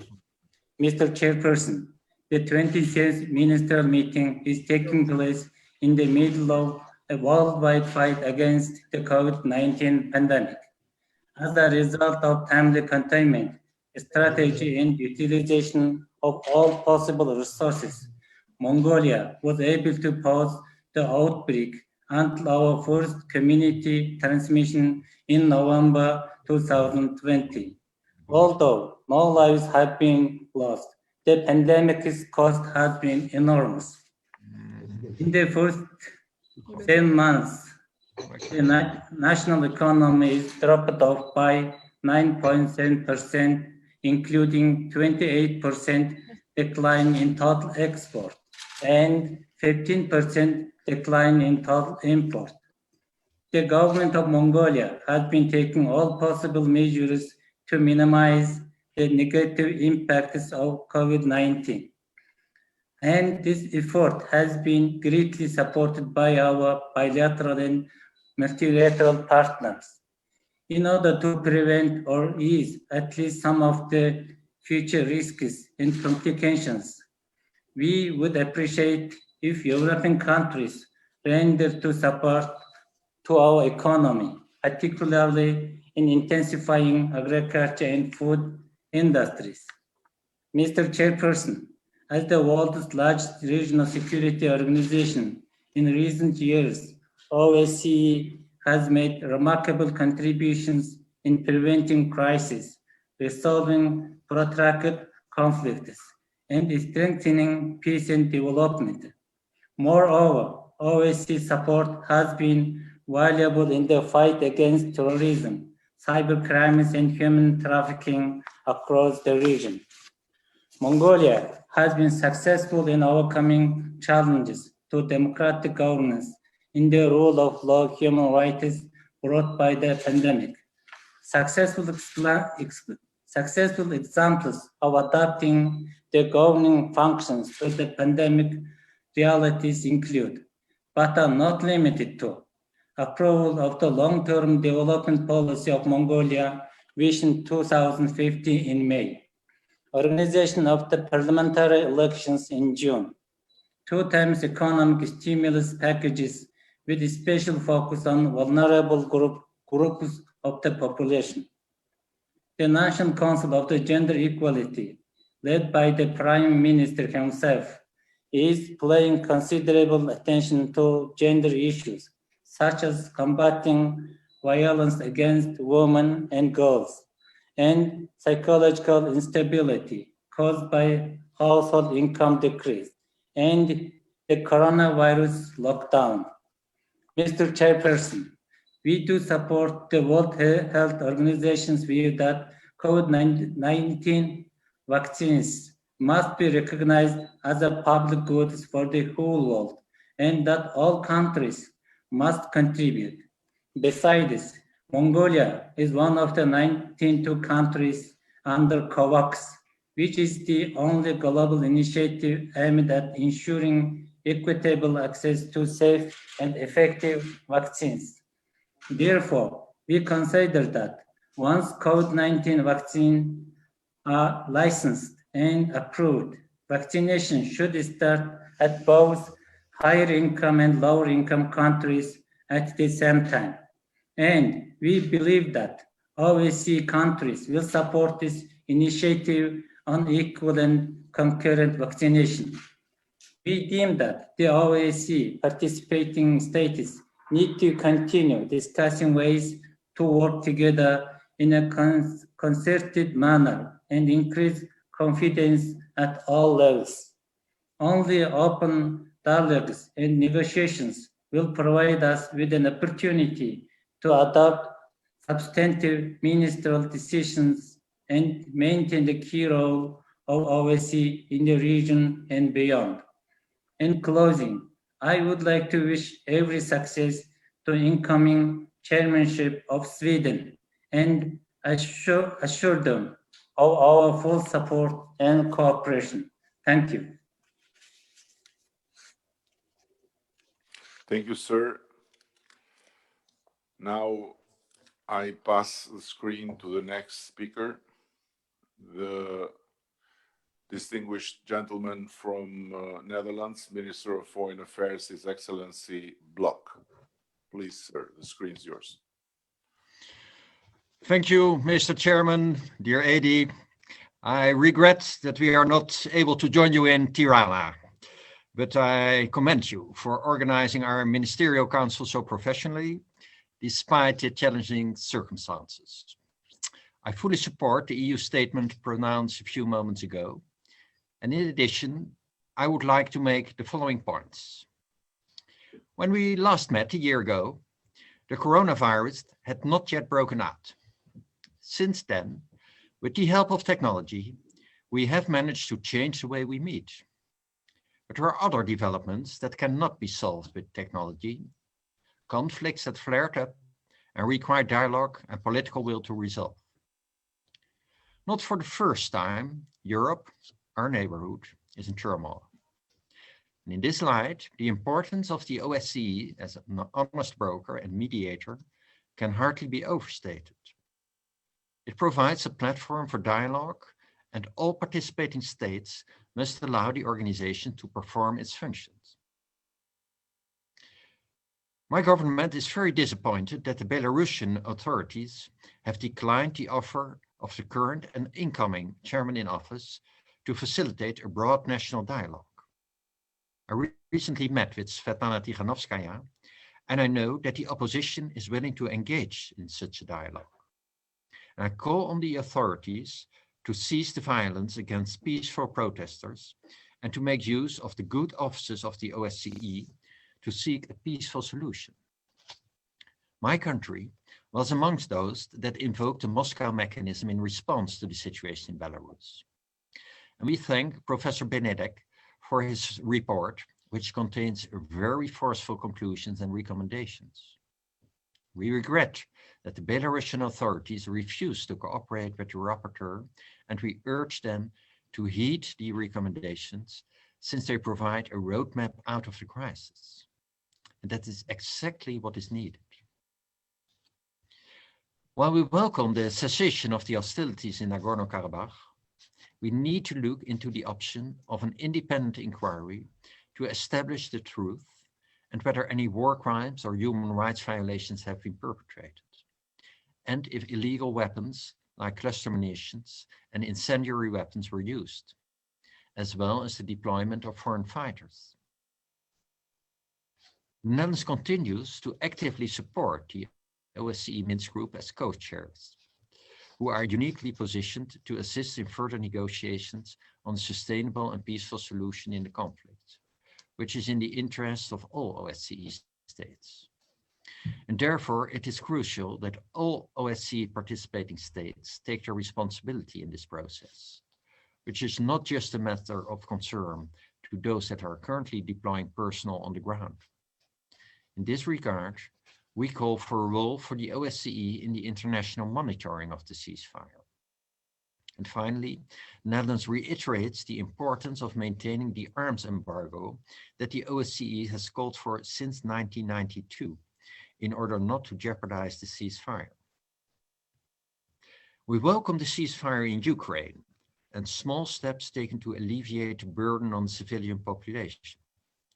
We reiterate our unwavering support for the sovereignty and territorial integrity of Ukraine, and we call on all parties to step up efforts towards a political solution on the basis of the Minsk agreements.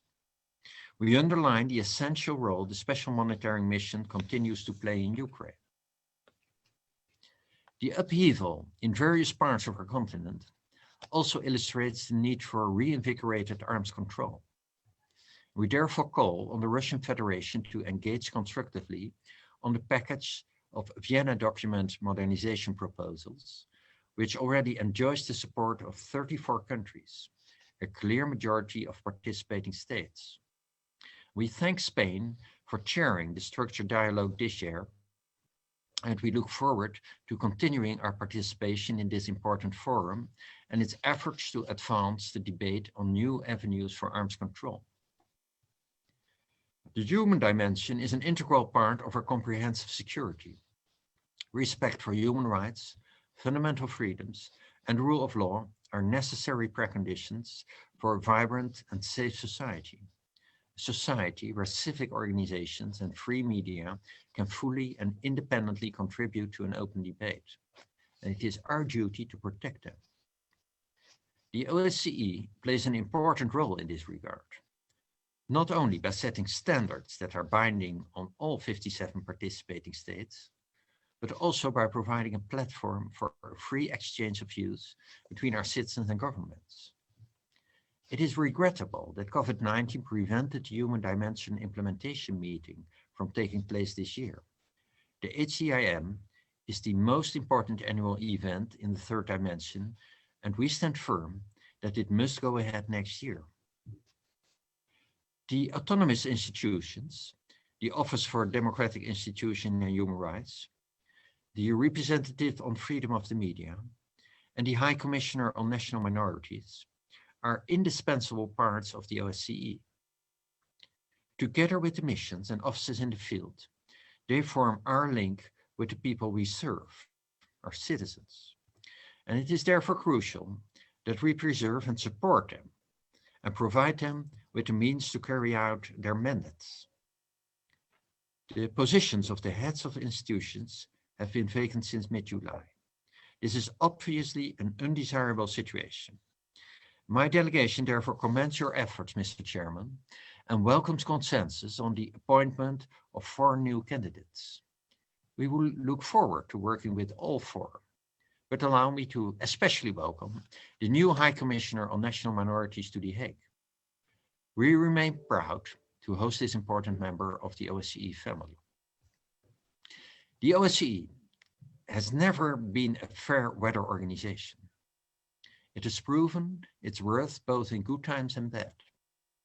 I call on all participating states to make full use of it and to allow the OSCE to display its full potential. This is our shared responsibility, and our commitment is needed now more than ever before. In closing, I thank you for your leadership during this turbulent year, and I wish Sweden success as chairperson in office in 2021. Thank you.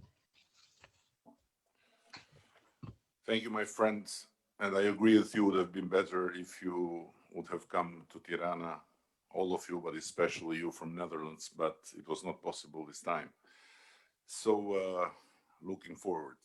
And now I want to pass the floor to the distinguished gentleman from Andorra, His Excellency, the Foreign Minister Ubah Font.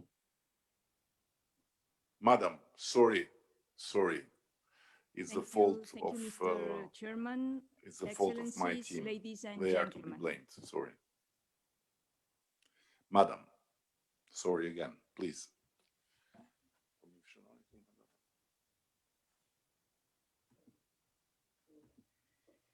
Allow me to congratulate Albania for the strong leadership this challenging year and your diplomatic skills for concluding successfully the appointments of the OSCE Secretary General and the 3 heads of institutions in an inclusive and transparent manner. Mr. Chairman, our recommitment to our core values, agreed norms and principles, as well as a strong determination in actions are needed to further advance in the shared common vision stated at the signing of the Helsinki 5 Acts and the Paris Charter for a New Europe. Andorra reiterates its firm commitment towards an effective and inclusive multilateralism based on respect for the rules-based international order, cooperation, dialogue to address jointly the current challenges. The organization is well placed to deal with the threats of transnational and cross-cutting nature through its exhaustive, indivisible, and cooperative approach to security. We highlight the important contribution of the OSCE Parliamentary Assembly, the institutions, field missions, and executive structures to our common efforts. The outbreak of the war in Nagorno-Karabakh underlines the urgency to find a peaceful and sustainable solution to the protracted conflict and the crisis in and around Ukraine in the existing formats. We appeal for a more people-centered approach to put an end to the suffering of the civilian population in the zones of conflict. We support the work of the OSCE SMM and the TCG to make a tangible difference on the ground and advance in the full implementation of the Minsk agreement. Mr. Chairman, the pandemic caused by a virus has shaken the foundations of our societies and has made us aware of the vulnerability of our health, economic, and social systems. It has accelerated multiple security threats and the urgent need to provide global and sustainable solutions at mid and long term to social, economic, and environmental. Has also underlined the importance of innovation as a driving force for the transformation of society. The government of Andorra, in line with the 2030 agenda, is adapting to the situation accordingly.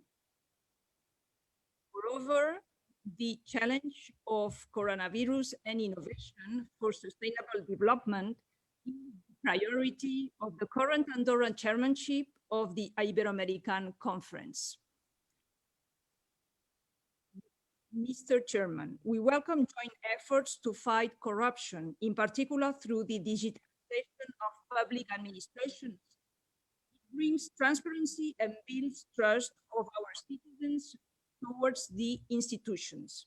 It is also a catalyst for the optimization and rationalization of public resources.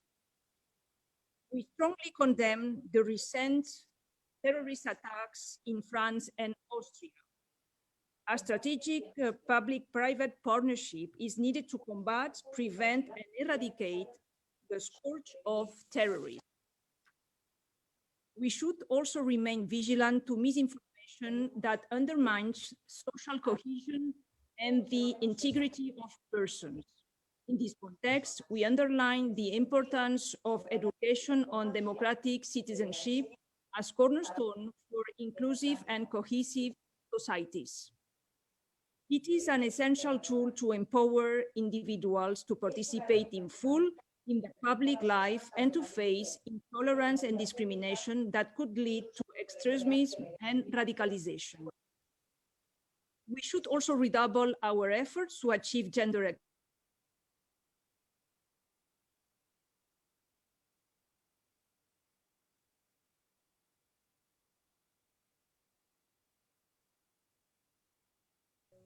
Andorra contributes yearly to OSCE programs aimed at empowering women and youth, as well as to protect the environment. Environmental resilience is high in the Andorra's agenda, with a special emphasis to the fight climate change through the establishment of a National Commission on Energy and Climate Change. To conclude, I express my heartfelt wishes of success to the incoming Swedish chairmanship, while assuring the continued cooperation and support of Andorra. Thank you very much, Mr. Chairman, and I give the screen back to you. Thank you, Madam. Now I pass the screen to the representative of the Holy See.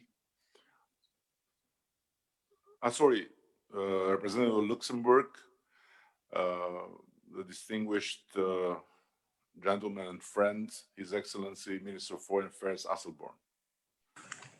Oui, merci, cher Premier ministre.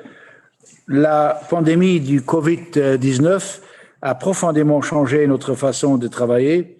Et je voudrais, dans ce contexte, remercier l'équipe de la présidence en exercice, toi, Edi Rama, et ton gouvernement, qui ont su s'adapter à la situation et qui ont réussi à nous guider avec habileté et diplomatie vers une réunion ministérielle. La présidence a thématisé donc des sujets importants sous la devise « Implementing our commitments together ». Et je tiens les en féliciter. Nous saluons l'accord auquel nous sommes parvenus pour nommer les titulaires des 4 postes dirigeants. Cela n'a pas été simple, mais cette décision permettra d'assurer le bon fonctionnement de l'OSCE et je souhaite dès à présent à notre nouvelle secrétaire générale, chère Helga, bon vent.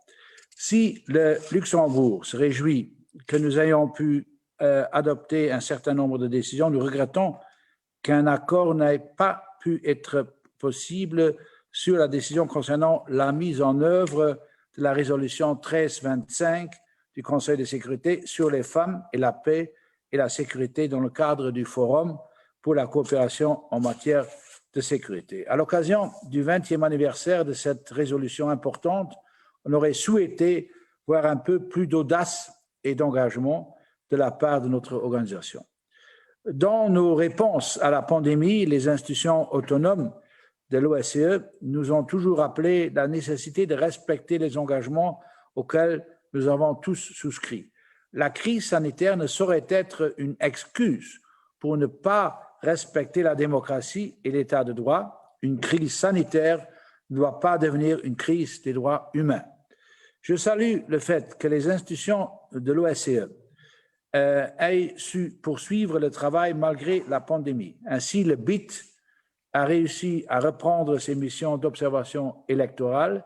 Le Luxembourg a continué de soutenir le bureau par des contributions extra-budgétaires en 2020 et nous poursuivons cet effort à l'avenir. Pour le Luxembourg, l'OSCE reste un pilier central de la sécurité européenne grâce à son approche coopérative, égale, indivisible de la sécurité. L'OSCE est une organisation incontournable. Le Luxembourg continuera à soutenir la coopération multilatérale dans toutes les enceintes appropriées, y compris évidemment l'OSCE. La mission spéciale d'observation de l'OSCE en Ukraine, que mon pays continue d'appuyer financièrement, reste un acteur indispensable pour nous informer sur ce qui se passe sur le terrain. Il est inacceptable que la pandémie serve de prétexte pour restreindre encore davantage la marge de manœuvre des observateurs de l'OSCE.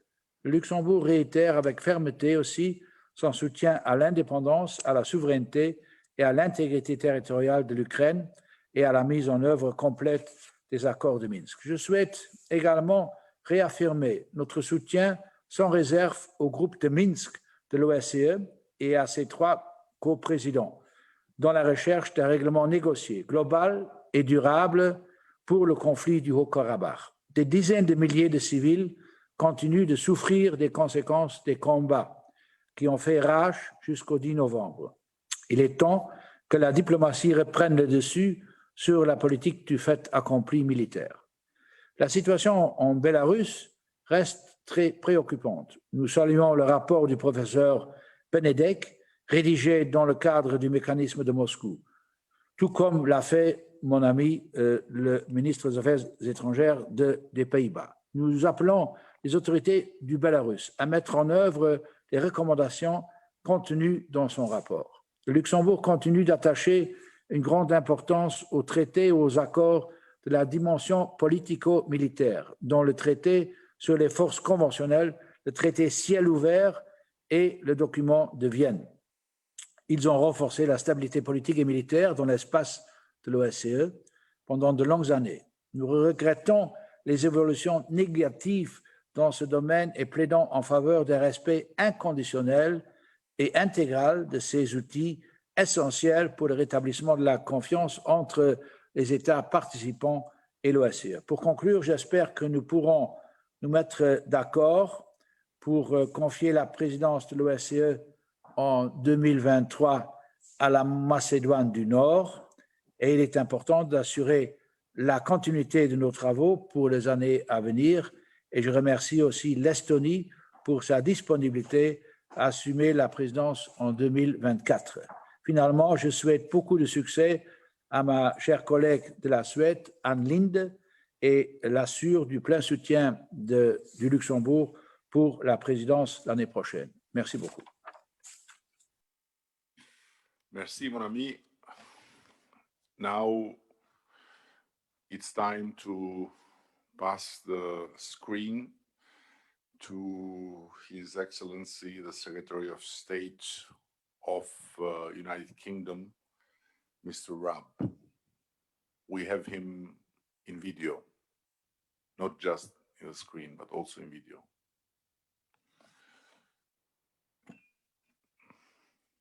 "2020 has been a challenging year for us all, and I'd like to begin by commending Albania as chair in office for its skillful leadership in steering the OSCE through this difficult year. It's been the UK's pleasure to support the chair in office this year through our role chairing the Security Committee. And we see the OSCE as a vital pillar of the international system. This year we mark the 45th anniversary of the Helsinki Final Act. That agreement built trust between our countries at a crucial moment during the Cold War. But today we're seeing the trust at the very root of that agreement repeatedly compromised. We call on all of our participating states to work to rebuild that trust. Across the OSCE region, we see ongoing conflict, gross violations of the Helsinki Principles. The impact on regional stability and on the affected populations is absolutely devastating. We've seen this with the large-scale military hostilities between Armenia and Azerbaijan, where civilian populations have been shelled. In Georgia, civilians continue to be detained arbitrarily in the breakaway regions of South Ossetia and Abkhazia. In Moldova, people's lives are being disrupted by restrictions on crossing the internal boundary line. And in Ukraine, ordinary citizens have paid a terrible price for Russia's illegal and aggressive actions. The OSCE plays a unique role in resolving conflict across the region through early warning, prevention, and reconciliation. The OSCE Minsk Group co-chairs are doing important work in responding to the situation in Nagorno-Karabakh, and the Special Monitoring Mission continues to play a vital role in responding to Russia's ongoing aggression against Ukraine. Implementing OSCE conventional arms control and confidence and security building instruments would help to reduce military risk in the region, as would modernizing the Vienna document to increase military transparency amongst participating states. This is an urgent priority. The OSCE has also built up a powerful body of commitments on human rights and fundamental freedoms. But again, this year has brought big challenges. We've witnessed human rights violated and democracy attacked in the OSCE area, most obviously in Belarus. Following the UK's invocation of the Moscow mechanism alongside 16 other participating states, Professor Benedek's report has provided undeniable evidence of systematic human rights abuses and electoral fraud. The report also sets out the way forward out of the crisis, and we call for its recommendations to be implemented in full. Just as we urge Russia to fully implement the Moscow Mechanism Rapporteur's 2018 recommendations on Chechnya, including ending the systematic persecution of LGBT people. The OSCE, through its institutions and field operations, can offer crucial support to participating states to help protect fundamental freedoms and human rights. That includes missions to observe elections, producing detailed recommendations to strengthen the democratic electoral process, and support to implement those recommendations. It includes the work of the representative for freedom of the media in challenging states on their compliance with international commitments on freedom of expression and freedom of the press. One thing we know, one thing the OSCE shows above all else, is that as international challenges mount, multilateral responses are even more important than ever. So I'm looking forward to working with all of you next year, and particularly with Sweden as our incoming chair. We must rekindle the original spirit of the Helsinki Final Act and reinforce our efforts to tackle these challenges together. Thank you.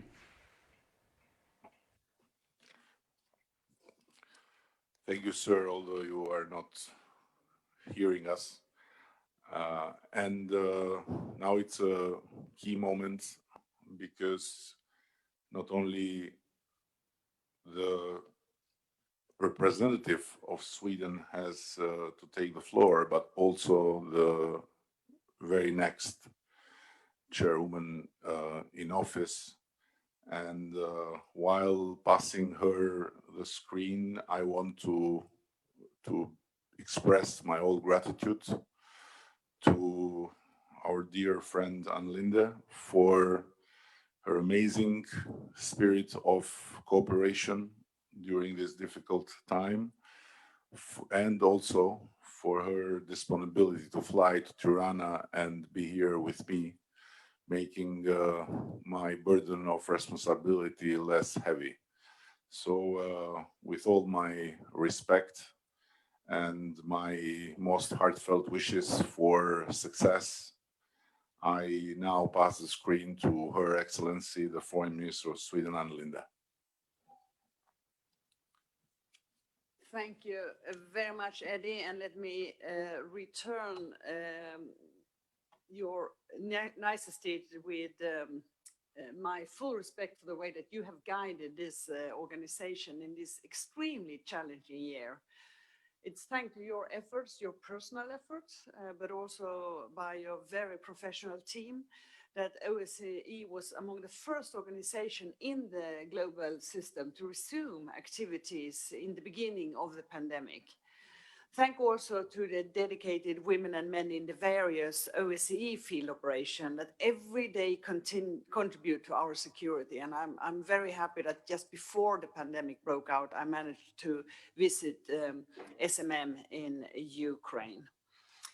I also, of course, would like to offer my heartfelt condolences to all who have lost family members, friends, and loved ones during this pandemic. Excellencies, this year we celebrate the 45th anniversary of the Helsinki Final Act and the 30th anniversary of the Charter of Paris, the foundation for the European Security Order. When looking back at the Charter of Paris, one can feel the sense of hope that existed when it was adopted. After the decade-long Cold War, a new era for security in Europe was dawning, built on respect for international law, human rights and democracy, rather than a balance between rival global powers and their so-called spheres of interest. A year after Paris, at the Moscow meeting in 1991, we, as participating states, emphasized that human rights, democracy and the rule of law are of international concern and do not belong exclusively to the internal affairs of the state concerned. By holding each other accountable, we make sure that our commitments remain relevant. By honoring our commitments, we make sure that our region is safe. The turbulent events after the presidential election in Belarus are a reminder of the importance to uphold these principles. The OSCE autonomous institutions play an important role in ensuring accountability. They support us all in implementation of our commitments. I look forward to the appointment of the 3 new heads of the institution and a new Secretary General. I particularly welcome that gender balance will be achieved in the appointments. For Sweden, gender equality is a core priority. It goes just as well for appointments to high positions as for the inclusion of women in all parts of society.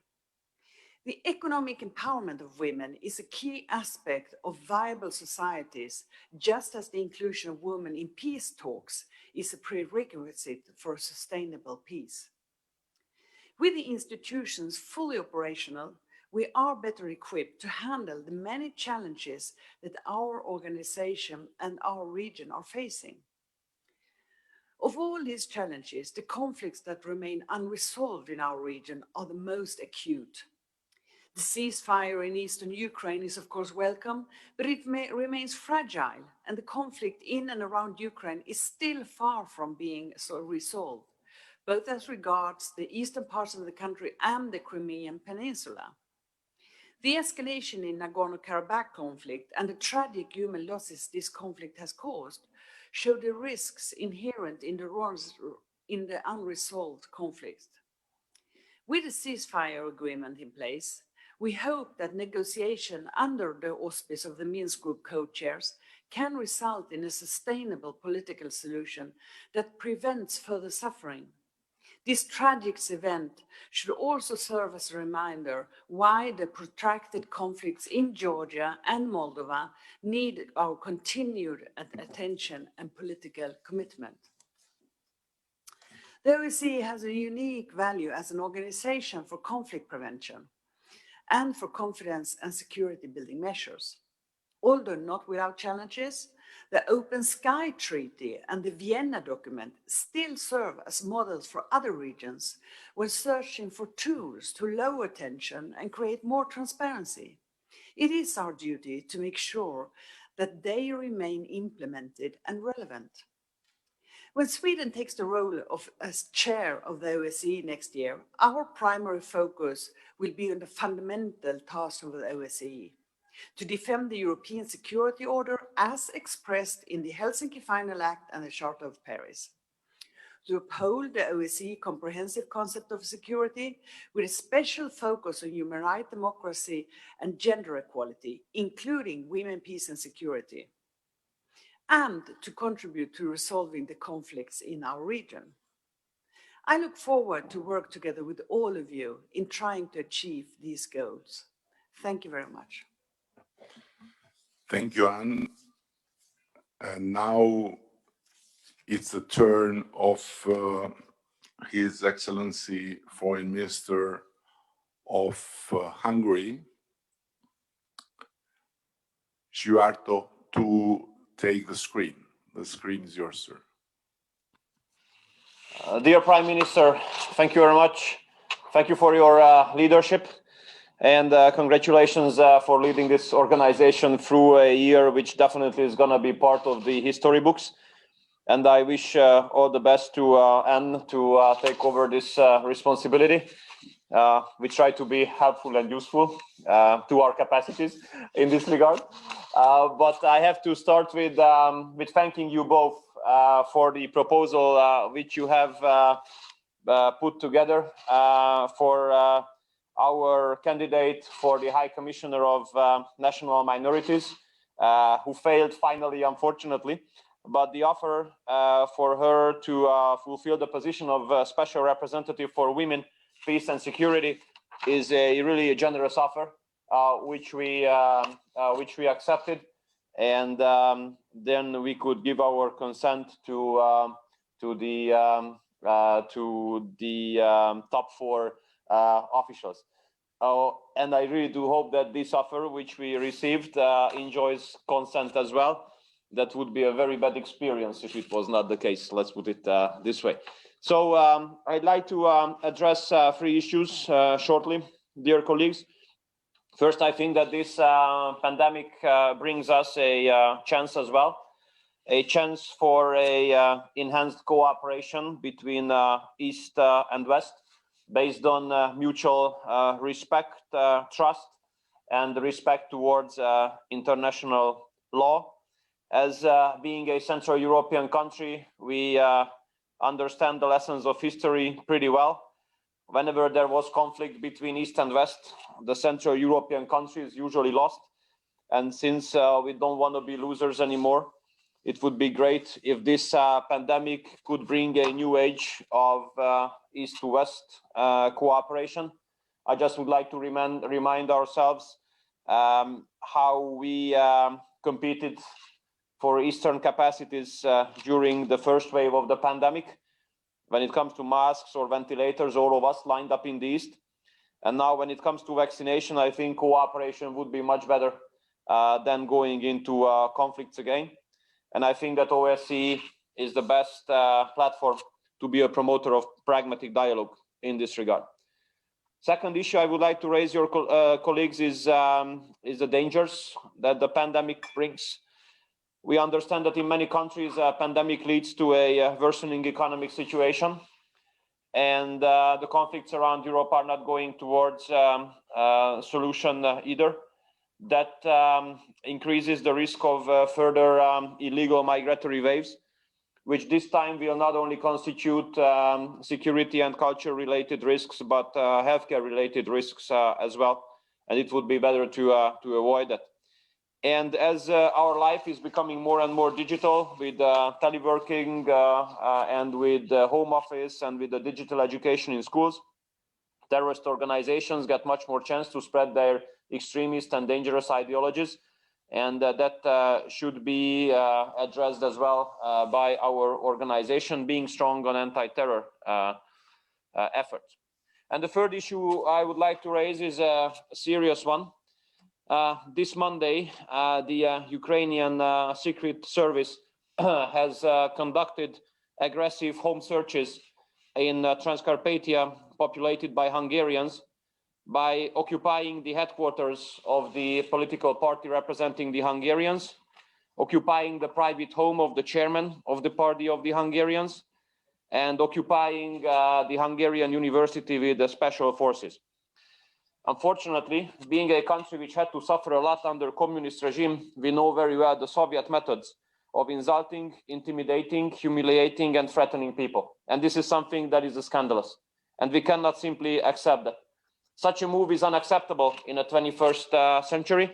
And such a move, aggressive home searches conducted against a national minority, is something that definitely does not fall in line with the principles of OSCE. I have asked the Albanian chairmanship in office to activate the special monitoring mission and to have a fact-finding mission in Transcarpathia. I have got this promise from my good friend and colleague, Ghent, Minister Tsakai. And as he promised, the special monitoring mission went to Transcarpathia. But then we got the news that the headquarters in Kiev, the headquarters of the SMM mission in Kiev, basically prohibited for the mission to get in touch with the Hungarian minority. And now this is a scandal. This is a scandal, this is outrageous, and this is unacceptable. Because the principles of our OSCE special monitoring mission includes, and it's a quote, monitor and support respect for human rights and fundamental freedoms, including the rights of persons belonging to national minorities. And after such a thing, that aggressive home searches take place against leaders of a national minority, and the delegation of the special monitoring mission is prohibited from getting in touch with them and are only allowed to get in touch with the representative of the Ukrainian Secret Service, there is something that we cannot accept. And I would like to ask you, Mr. Prime Minister, as chairmanship in office, to look after this issue, how such a thing can be possible in our organization.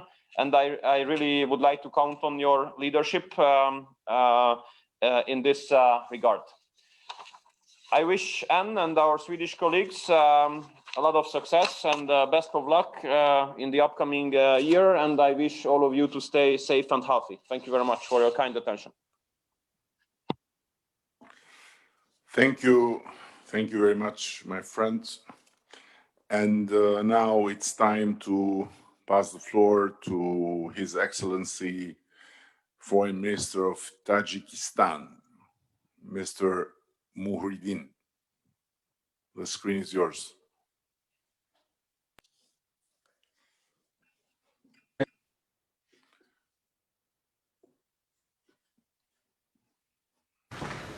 Thank you, Mr. Chairperson. I want to join the previous speakers by congratulating Albania for its outstanding chairpersonship at the OSCE during the most challenging times related to the COVID-19 pandemic, and the excellent organization of the 27th OSCE Ministerial Council meeting. I would also like to congratulate Her Excellency Mrs.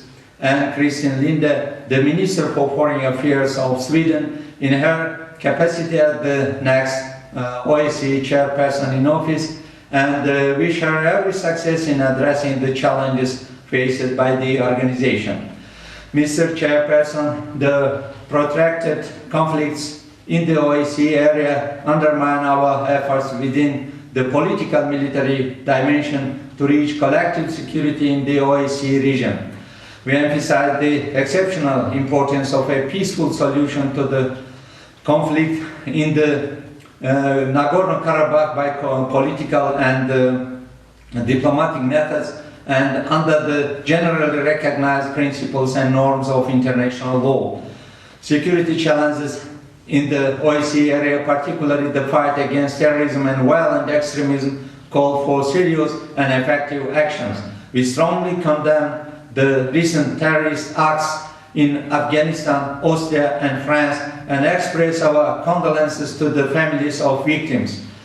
under its international obligations and within the framework of the implementation of strategy on countering extremism and terrorism of the Republic of Tajikistan for 2016-2020, Tajikistan is taking necessary measures to combat these phenomena.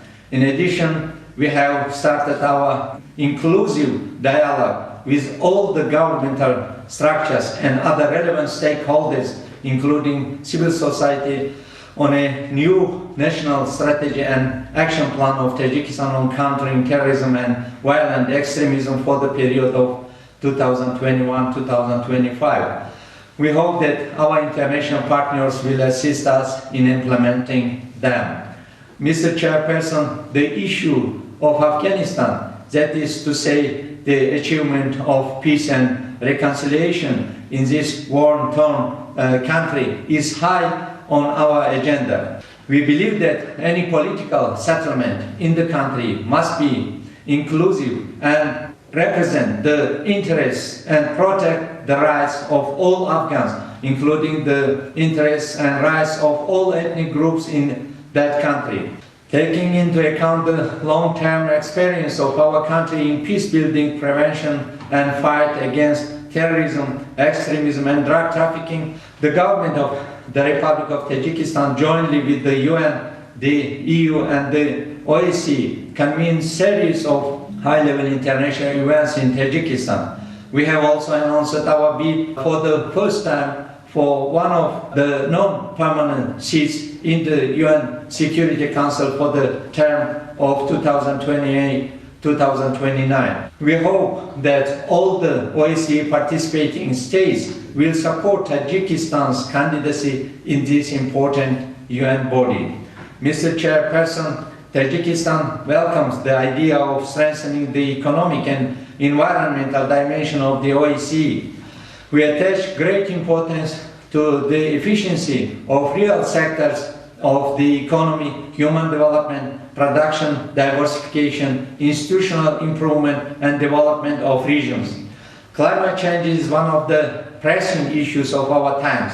The climate-related challenges have a direct impact on the socio-economic development of the Central Asian region. To this end, we firmly believe that strengthening and enhancing cooperation among the OSCE participating states in this particular dimension would be timely to address these issues.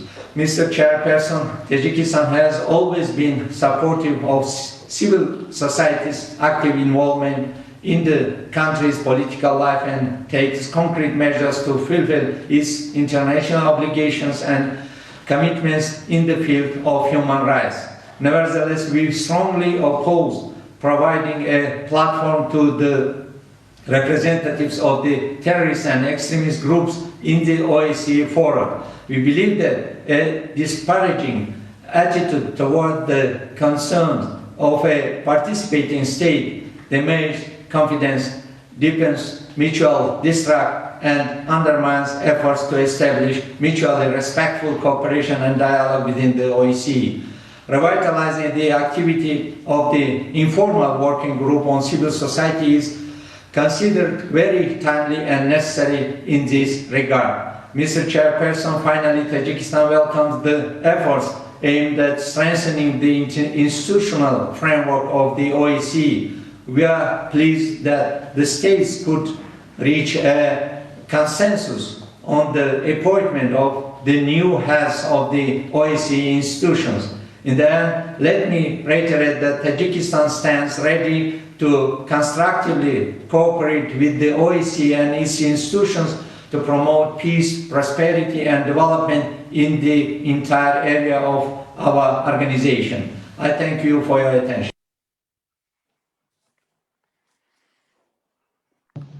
Thank you, sir. Now the next speaker is the distinguished gentleman from Slovakia, Foreign Minister Korczak. The screen is yours, my friend. Thank you very much, Mr. Chairperson. Good afternoon to all of you, dear colleagues. It's my pleasure to be with you, although remotely, but still I think it's a good opportunity to exchange views on very important issues. Let me start by reminding us all that a year ago, my country was completing its job as the OSCE's outgoing chair. In Bratislava, we intensively discussed the state of the organization and appealed to the participating states to put solution-based dialogue about individual interests or bilateral disputes.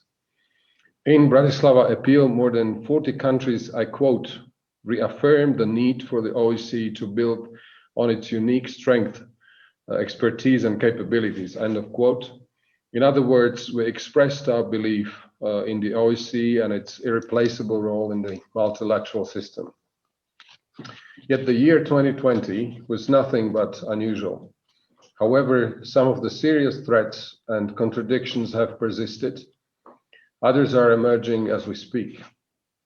The last year's call to increase flexibility and willingness to compromise for the sake of cooperative security, as well as to adhere to the OSCE commitments, remain timely and imminent. It's being satisfying to hear these calls echoed in the Albanian chair's motto and priorities. When stressing commitment, security and inclusive dialogue, we must speak about the situation in Belarus. Political, civic and human rights violations we are witnessing in one of the OSCE participating states are unacceptable. Both civil and political opposition is being systematically eradicated. Since the very beginning, OSCE has offered Belarusian authorities good offices and help in establishing dialogue with political opposition as well as people on the streets. But instead of taking advantage of the organization's comprehensive toolbox, Minsk gave the OSCE cold shoulder. Just like it precluded ODIHR from observing elections, it also refused to cooperate with the Moscow mechanism mission for the second time already. Therefore, again, we call upon Belarusian authorities to comply with OSCE standards and commitments and accept people's desire for political self-determination.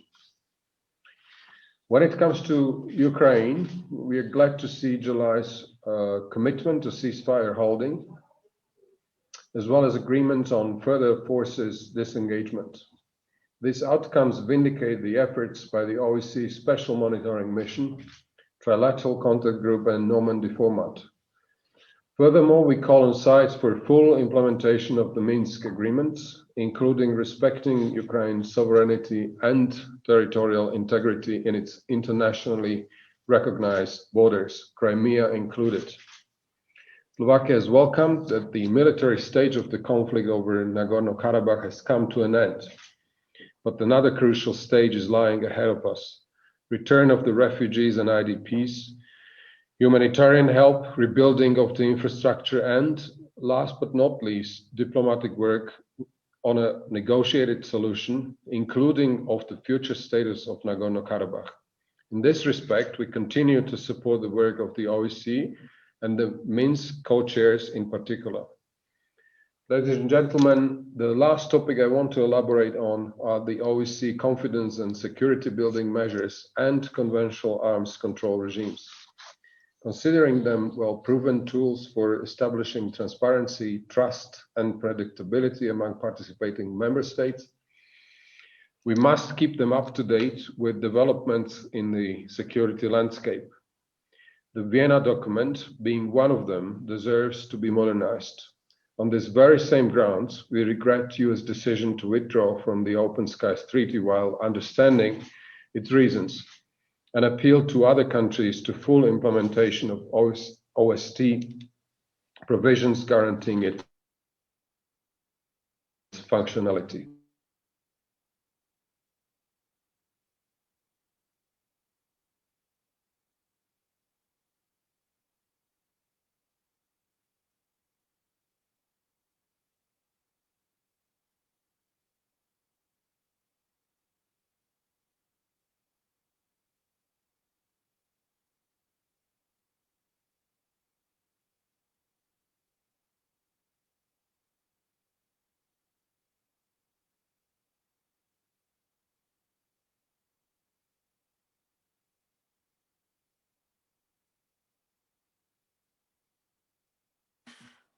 Ivan, please, can you switch on the microphone? Ivan.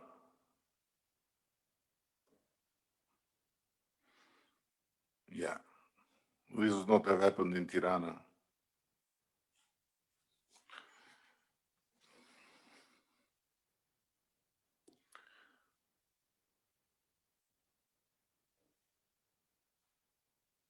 Thank you, Ivan. Although we didn't hear all you said, I'm sure you said the right things. So now it's the turn of His Excellency Foreign Minister of Estonia, Mr. Reinsalu. Please, sir, the floor is yours.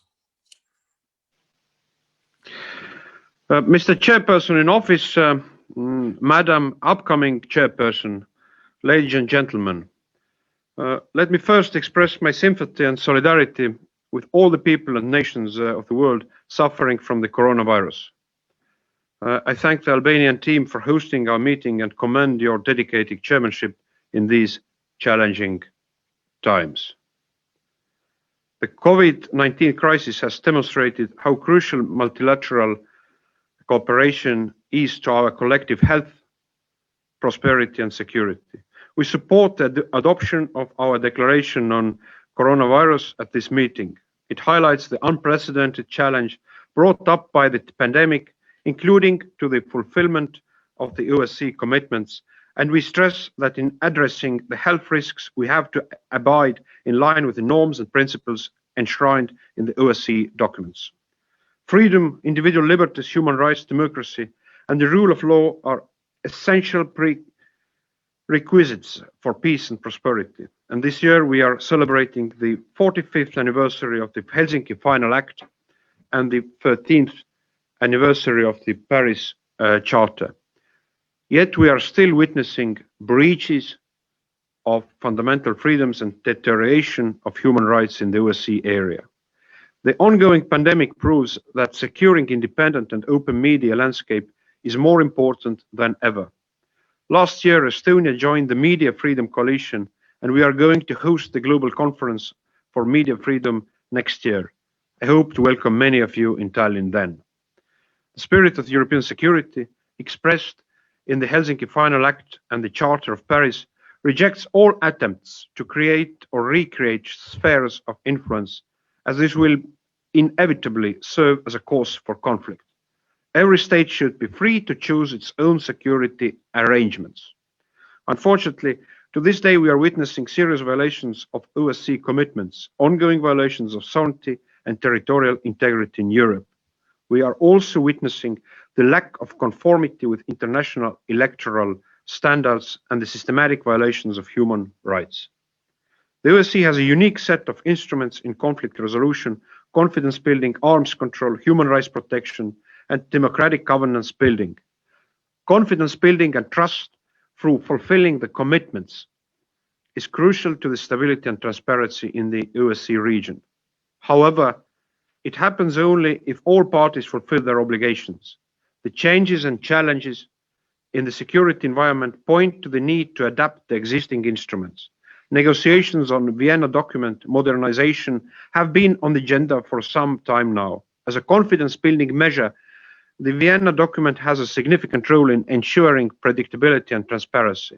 Its proper application and modernization would increase transparency, risk reduction, and incident prevention even further. Estonia continues to work on emerging threats such as cybersecurity. OSCE has been a global leader among the regional organizations in adopting cybersecurity confidence-building measures. These measures could contribute to the stability of our region in this vastly expanding sector. Estonia remains committed to the global cyber stability framework and its implementation. The pandemic has clearly highlighted how important it is to have a safe and reliable digital infrastructure and cyberspace. Therefore, we must join forces to diminish existing digital gaps between and within societies, and that is why Estonia and Singapore launched the Declaration on Digital Response to Coronavirus this summer. This text is open for everyone to join. Please consider that. And last but not least, we must all uphold and value the work of the OSCE's autonomous institutions and field missions. This is why we support and would welcome the appointment of the new Secretary General and the heads of the autonomous OSCE institutions at this ministerial meeting. Colleagues, the OSCE principles and tasks have always been priorities of the Estonian foreign and security policy. Estonia has proven to be a trustworthy international partner since our membership in the OSCE from 1991.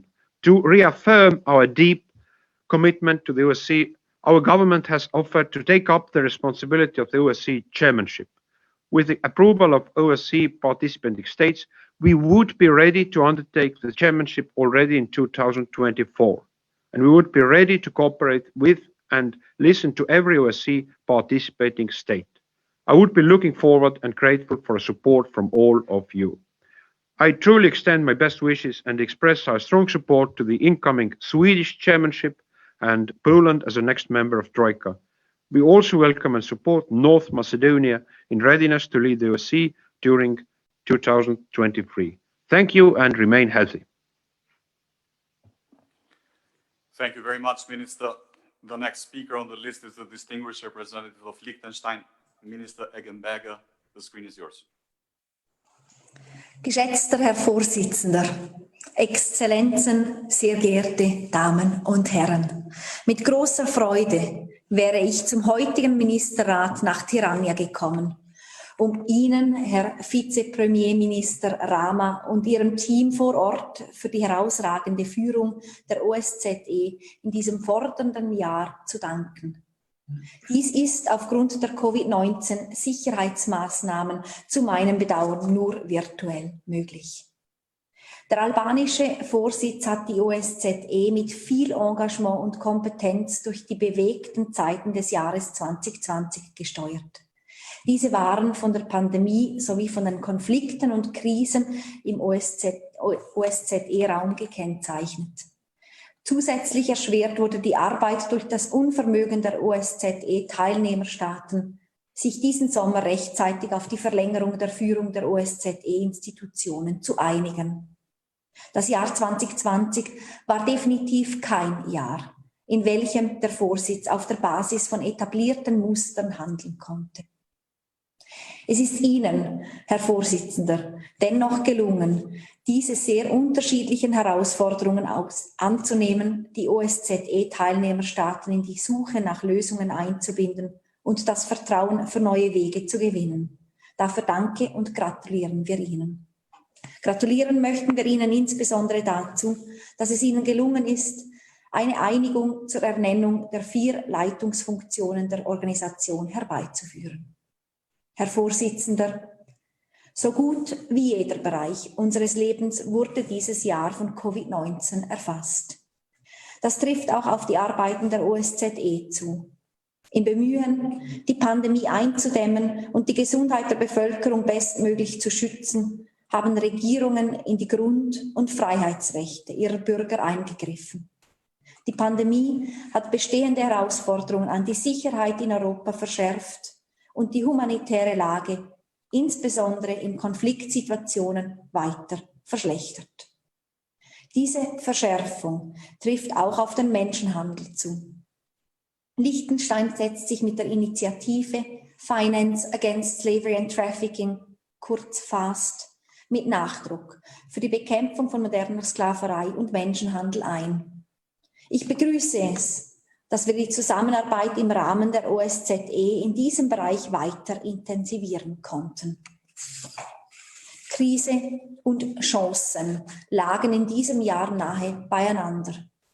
Dies gilt für den Einsatz für einen effektiven Multilateralismus ebenso wie für die OSZE als europäische Dialogplattform für Sicherheitsfragen.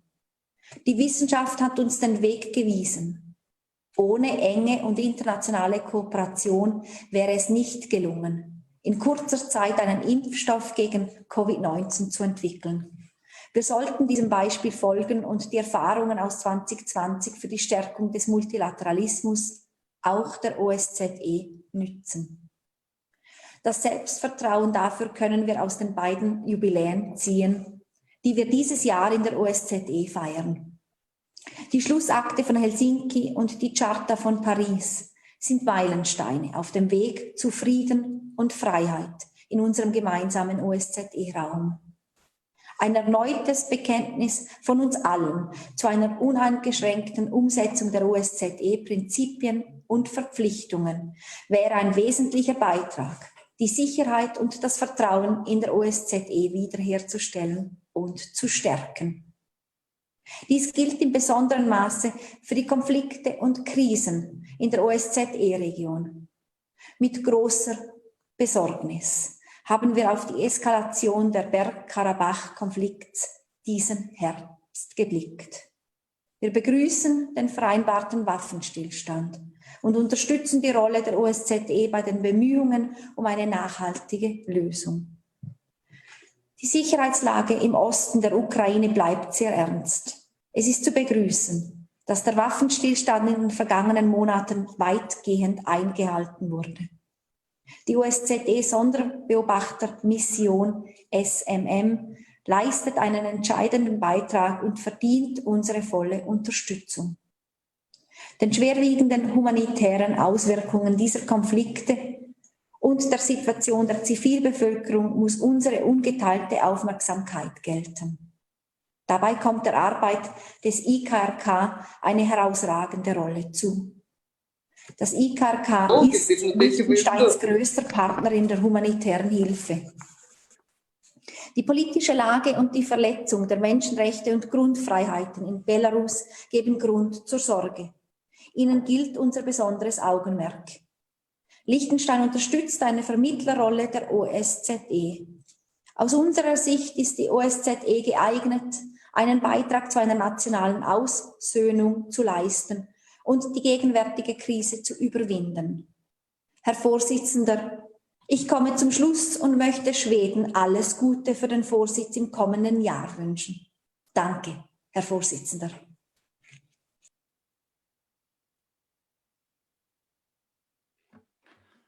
Thank you, Minister. The next speaker on the list is the distinguished representative of the Holy See, Archbishop Gallagher. The screen is yours. Thank you. Mr. Chairman, with greetings to you all from the Vatican, allow me to extend the best wishes, support and prayers of His Holiness Pope Francis to the participants of this 27th meeting of the Ministerial Council and to the entire OSCE family. Furthermore, I wish to express my gratitude and that of my delegation to the Chairman in office, His Excellency Edi Rama, Prime Minister and Minister for Europe and Foreign Affairs of the Republic of Albania, as well as to the entire 2020 Albanian OSCE chairmanship in office for its endeavours during the course of this challenging year marked by the COVID-19 pandemic. The present pandemic is a serious test not only for every individual, but also for society as a whole, and indeed for the international community. As Pope Francis pointed out, the pandemic has exposed the great inequality that reigns in the world, and the virus, while it does not distinguish between people, has found in its devastating path great inequalities and discrimination. We cannot omit the new forms of poverty created by the COVID-19 pandemic, which has exacerbated already existing poverties and added new ones. Moreover, it is clear that the current pandemic has a disproportionate effect on women, particularly where financial protection and benefits are lacking and where personal safety is in danger. Some of the measures imposed by states to combat the COVID-19 pandemic have had profound ramifications on different fundamental freedoms, including the freedom to manifest one's religion or belief. In this respect, civil authorities should always be aware of the severe consequences those regulations might create for religious or belief communities, which play an important role in dealing with the crisis by their spiritual and moral help and their messages of solidarity and hope. However, we should not lose sight of the fact that the crisis represents a concrete opportunity for conversion, for transformation, for rethinking our way of life and our economic and social systems, which are widening the gap between rich and poor based on an unjust distribution of resources. The current situation invites us to reflect on the need for a new solidarity a conversion of mind and heart.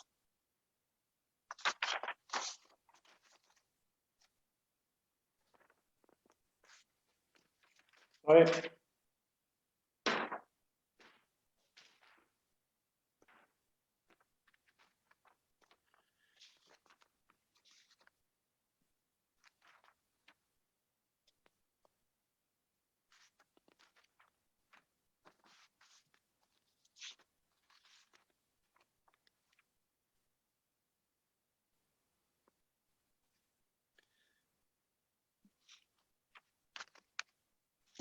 This Ministerial Council crowns a year of significant anniversaries: the 45th anniversary of the final act of Helsinki and the 30th anniversary of the Charter of Paris for a New Europe.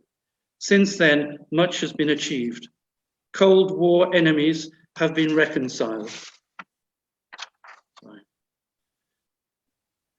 We still face various persistent threats and other unresolved conflicts that are able to undermine the stability and security of the whole OSCE region. The Holy See would like to encourage those around this virtual table to continue working for peace and justice by implementing the commitments that have been undertaken. The implementation of commitments does not only honor the self-commitment of every participating state, but it also demonstrates appreciation of our organization and its members. Moreover, the implementation of commitments in good faith is essential to avoid that these are substantially amended, overruled, or transformed, for example, through an improper interpretation. Despite the well-known challenges within our organization, it is an encouraging sign that agreements and compromises can still be reached, as this was the case on the appointment of the heads of the 4 autonomous institutions of the OSCE. In accordance with its particular duty to insist on the centrality of the freedom of religion or belief, the Holy See wishes to express its grave concern for the rising number of terrorist attacks, hate crimes, and other manifestations of intolerance during targeting persons, places of worship, cemeteries, and religious sites across the OSCE area and beyond. The fact that many of these acts of violence have been perpetrated against believers when they gather to pray in their places of worship make them particularly heinous. It is even more regrettable that some of these abhorrent attacks are committed in the name of religion. Let me emphasize that violence does not stem from religion, but from its false interpretation or its transformation into radicalism, which needs to be fought by all using all legitimate means. The protection of places of worship is a direct consequence of the protection of the freedom of thought, conscience, religion, or belief. In conclusion, I wish to renew my gratitude to the Albanian chairmanship, and I extend my best wishes of success to the incoming Swedish chairmanship. Thank you, Mr. Chairman. Thank you, Archbishop. It is the chairmanship's intention to continue until 13:30. The next speaker on my list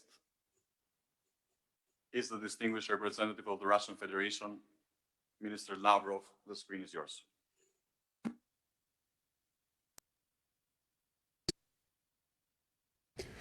Уважаемый господин действующий председатель, уважаемые дамы и господа, признательны албанскому председательству за подготовку министерского заседания в условиях форс-мажора. Пандемия коронавируса стала дополнительным фактором фрагментации и тревожности в международных отношениях. Вместе с тем, глобальный кризис вновь со всей очевидностью показал необходимость сообща вырабатывать системные ответы на общие вызовы, противодействовать реальным, а не надуманным угрозам. Камнем преткновения остается нежелание западных стран отказаться от конфронтационных блоковых подходов, высокомерное отношение к законным интересам других государств, проистекающее из ощущения собственной исключительности. Курс на подмену международного права неким порядком, основанным на правилах, ведет ко все более жесткой и нечестной игре без правил с обилием дезинформации и двойных стандартов. Срежиссированные медийные кампании становятся тем более агрессивными, чем меньше за ними стоит реальных фактов. Проявившиеся в этом году сложности с назначением генерального секретаря и глав 3 институтов ОБСЕ всего лишь индикатор накопившихся в организации проблем и перекосов.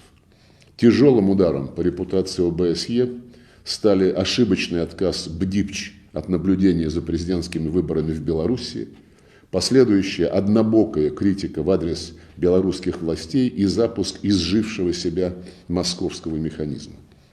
Политическая ангажированность бюро, его участие в кампаниях против одних стран и глухое, прямо скажем, трусливое молчание о ситуации в других дискредитирует нашу организацию. Очевидно, что ОБСЕ остро нуждается в реформировании. Реформа должна быть направлена на повышение прозрачности и отдачи от работы секретариата, институтов и полевых присутствий, усовершенствование методологии наблюдения за выборами, оптимизацию программы мероприятий и подготовки СМИТ, балансировку 3 корзин, улучшение бюджетного процесса. Необходимо сверстать обновленную повестку дня, сфокусироваться на том, что нас объединяет, а не разъединяет, стремиться к нахождению компромиссов через открытый и равноправный диалог. Предлагаем будущему шведскому председательству учредить неформальную рабочую группу по повышению эффективности ОБСЕ. Это не призыв начать с нуля.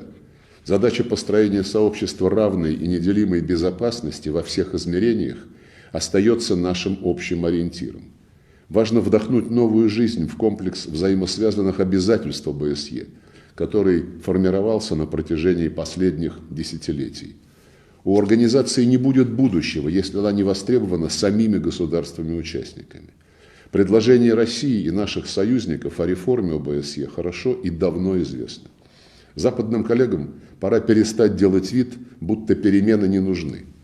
Иначе под вопросом окажется будущее самой ОБСЕ, которое быстро теряет репутацию и престиж в глазах государств-участников. Новым должностным лицам ОБСЕ необходимо в полной мере осознать эту ситуацию и учитывать тревожные тенденции в своей практической работе. Они должны действовать беспристрастно, ответственно, в интересах укрепления основополагающего правила и принципа консенсуса, а не по подсказке тех или иных государств. В условиях разрушения архитектуры стратегической стабильности и сохраняющейся напряженности по линии России и НАТО надо искать точки соприкосновения в формате структурированного диалога с привлечением военных экспертов. Пока же наши конструктивные предложения о деэскалации и минимизации последствий демонтажа системы контроля над вооружениями не получают никакого вразумительного отклика. Шокирующие своей жестокостью теракты во Франции и в Вене подтверждают необходимость наращивания роли ОБСЕ в борьбе с терроризмом. Дополнительных усилий требует противодействие наркоугрозе, организованной и киберпреступности. Отмечаем качественную проработку албанским председательством насущной темы противодействия коррупции.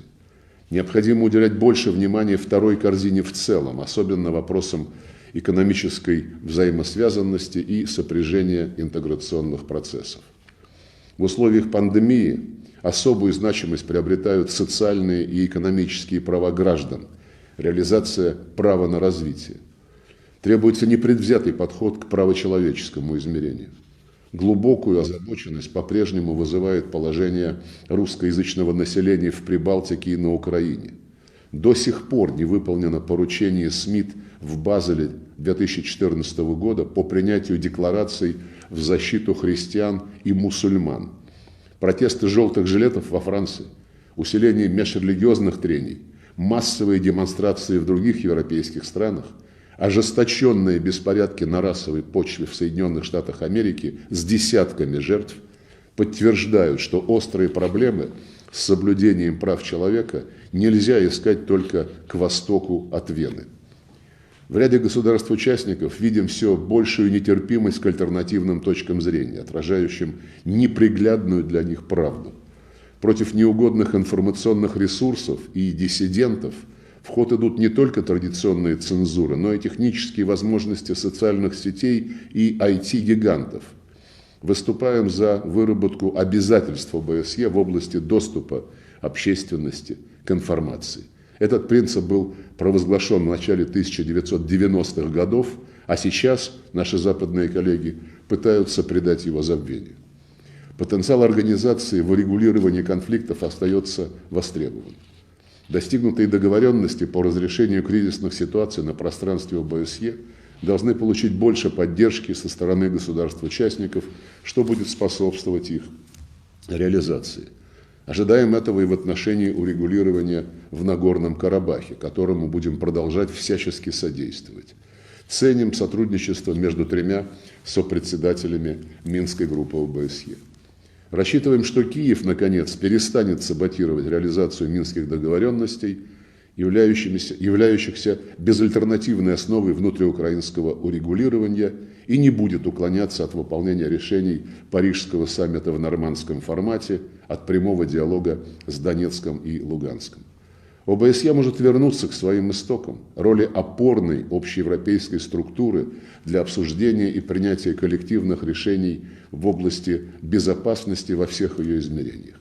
Ключ к этому находится в руках государств-участников, которые должны проявить политическую волю к компромиссам, равноправному и взаимоуважительному сотрудничеству. Хотел бы пожелать всем, прежде всего, крепкого здоровья, а нашим шведским коллегам успехов как будущим председателям ОБСЕ. Благодарю за внимание. Thank you, dear friend. And now it's the turn of Her Excellency, Minister of Foreign Affairs of Spain, González Laya. The screen is yours, Madam. Thank you very much, Mr. President. I will now switch to Spanish. Nos reunimos bajo el influjo de la pandemia del COVID-19, que junto a sus tremendas consecuencias negativas supone también una oportunidad para reforzar nuestros mecanismos de prevención de crisis futuras.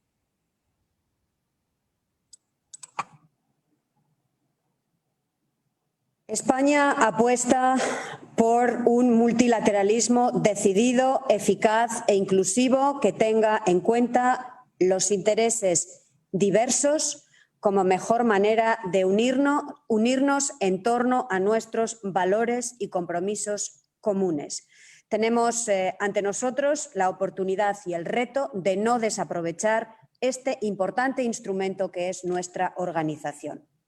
Los desafíos a nuestra seguridad colectiva están aumentando y nuestra arquitectura de seguridad lleva mucho tiempo resintiéndose. Esto ha puesto de manifiesto la necesidad de darle un mayor impulso político al diálogo estructurado que España preside y que puede constituir un proceso idóneo para generar confianza y para generar también nuevas ideas. Permítame unas palabras con respecto a la situación en Ucrania. El acuerdo alcanzado en el seno del Grupo de Contacto Trilateral del pasado mes de julio abre una puerta a la esperanza. Desde entonces, las violaciones del alto el fuego se han visto radicalmente reducidas y el número de fallecidos se mantiene en el nivel más bajo desde el 2014. Esto se traduce en una mejora de la situación para la población que debe aprovecharse para avanzar a una solución definitiva de paz. Pese a todo, la situación es aún de gran inestabilidad, aparte del grave hecho de que las violaciones del alto el fuego persisten, aunque en menor número, y que continúa la ocupación ilegal de Crimea y la injerencia en el Donbass. El conflicto sigue vivo y, por lo tanto, España, que siempre ha defendido la soberanía y la integridad territorial de Ucrania, dentro de sus fronteras internacionalmente reconocidas, continuará apoyando las tareas de la misión especial de observación de la OSCE, defendiendo el pleno cumplimiento de los acuerdos de Minsk como el mejor modo de avanzar hacia una solución válida para la crisis. Los conflictos de Transnistria, Georgia y Nagorno-Karabaj duran ya demasiado. Agradecemos los esfuerzos de la presidencia en ejercicio en favor de su solución y garantizamos nuestro respaldo a presidencias futuras. Alentamos las conversaciones internacionales de Ginebra encaminadas a atender la situación de Osetia del Sur y de Abjasia. Con respecto a Transnistria, hay que seguir trabajando con vistas a un arreglo que se base en el respeto de la soberanía y la integridad territorial de Moldavia y en un estatuto para Transnistria que proteja los derechos políticos, culturales, económicos y sociales de su población. Los trabajos con este fin que se realicen bajo el formato 5+2 serán siempre respaldados por España. En Nagorno-Karabaj se han vivido este año hostilidades armadas, lo último que la OSCE puede desear. Podemos felicitarnos de que se firmara un acuerdo de alto el fuego el 9 de noviembre que estableciera el fin de las hostilidades a partir del día siguiente. Pero con ese cese de acciones bélicas no se ha alcanzado ni mucho menos el final del conflicto. Para lograrlo deben seguir las conversaciones y han de cumplirse los compromisos contraídos, comenzando por el que las dos partes han aceptado de facilitar el retorno pacífico a sus hogares de las personas que han tenido que abandonarlos. España apoya en este proceso de Nagorno-Karabaj al grupo de Minsk y al trabajo de sus copresidentes, así como el de la representante de la presidencia en ejercicio de la OSCE. Con respecto a Bielorrusia, seguimos con atención la situación que constituye un nuevo motivo de preocupación. Apoyamos un diálogo real e inclusivo como instrumento para lograr una solución. Quisiera también mencionar la dimensión económica y medioambiental del trabajo de la organización, que tiene creciente importancia. Para España debemos redoblar los esfuerzos, sobre todo en materia medioambiental, hasta culminar con una decisión ministerial que esté a la altura de los desafíos que plantea el cambio climático. España es hoy una de las 10 primeras democracias del mundo y cuenta con una valiosa experiencia en evolución democrática contemporánea. Por eso, desde mi país se valora especialmente los esfuerzos en la OSCE para establecer una relación entre seguridad y derechos humanos. España siempre ha trabajado y trabajará en el impulso y las garantías de los derechos humanos y de las libertades fundamentales con la Secretaría General de la OSCE y con las instituciones autónomas que desempeñan su labor en este ámbito. También en el ámbito de los derechos humanos, España sostiene que la igualdad de género ha de priorizarse y debe estar presente como elemento transversal en toda la acción de la organización. Merecen ser tratadas también con atención especial las políticas de inclusión, de fomento de la tolerancia y de atención a minorías y a grupos marginados. Asimismo, ha de seguirse con interés las necesidades de la juventud e incorporar su visión de futuro y su potencial a nuestros trabajos. España seguirá impulsando esta labor en el Grupo de Amigos de Juventud y Seguridad que presidimos. Gracias, señor presidente, por su labor durante la presidencia albanesa y todo lo mejor a la presidencia sueca que ahora comienza. Muchas gracias. Now is the turn of the distinguished gentleman, His Excellency Minister of Foreign Affairs of Czech Republic, Petříček. The screen is yours, sir. Mr. Chairman, Excellencies, ladies and gentlemen, let me join others in thanking the Albanian chairmanship for excellent work in the exceptionally challenging situation of 2020. We have been commemorating this year the 45th anniversary of the Helsinki Final Act and the 30th anniversary of the Paris Charter for a New Europe, two documents of the paramount importance. Today is an occasion for timely and needed reflection, an occasion for tackling the essential question: are we able to live up to the legacy of both documents? Unfortunately, the overall picture we face today is quite far from the visions shared and agreed in Helsinki and Paris. Use of force, violation of OSCE commitments and principles, deepening unpredictability and mistrust belong to the nowadays reality. And I would like to stress again that there is no other solution than strict adherence to a rules-based order, international law, and OSCE principles and commitments. There is no other way than all 57 participating states acting in accordance with all their commitments and obligations, all of them being part of the solution and not the cause of the problem, a role deliberately and repeatedly chosen by one participating state. The situation in Belarus remains extremely worrying. We urge the government of Belarus to stop the violence towards their own population, including mass detentions of peaceful protesters. Dialogue needs to start immediately and continue in line with the OSCE rapporteur's recommendations.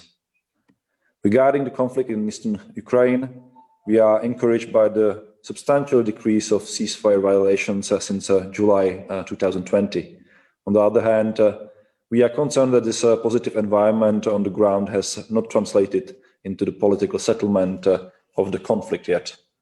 Therefore, we support the enlargement of the SMM mandate so that it includes border control tasks alongside the Ukraine-Russian border in order to create conditions conducive to elections and political settlement. We applaud the willingness and strategic patience of Ukraine in pursuing the resolution of the Donbas conflict on the basis of the Minsk agreement.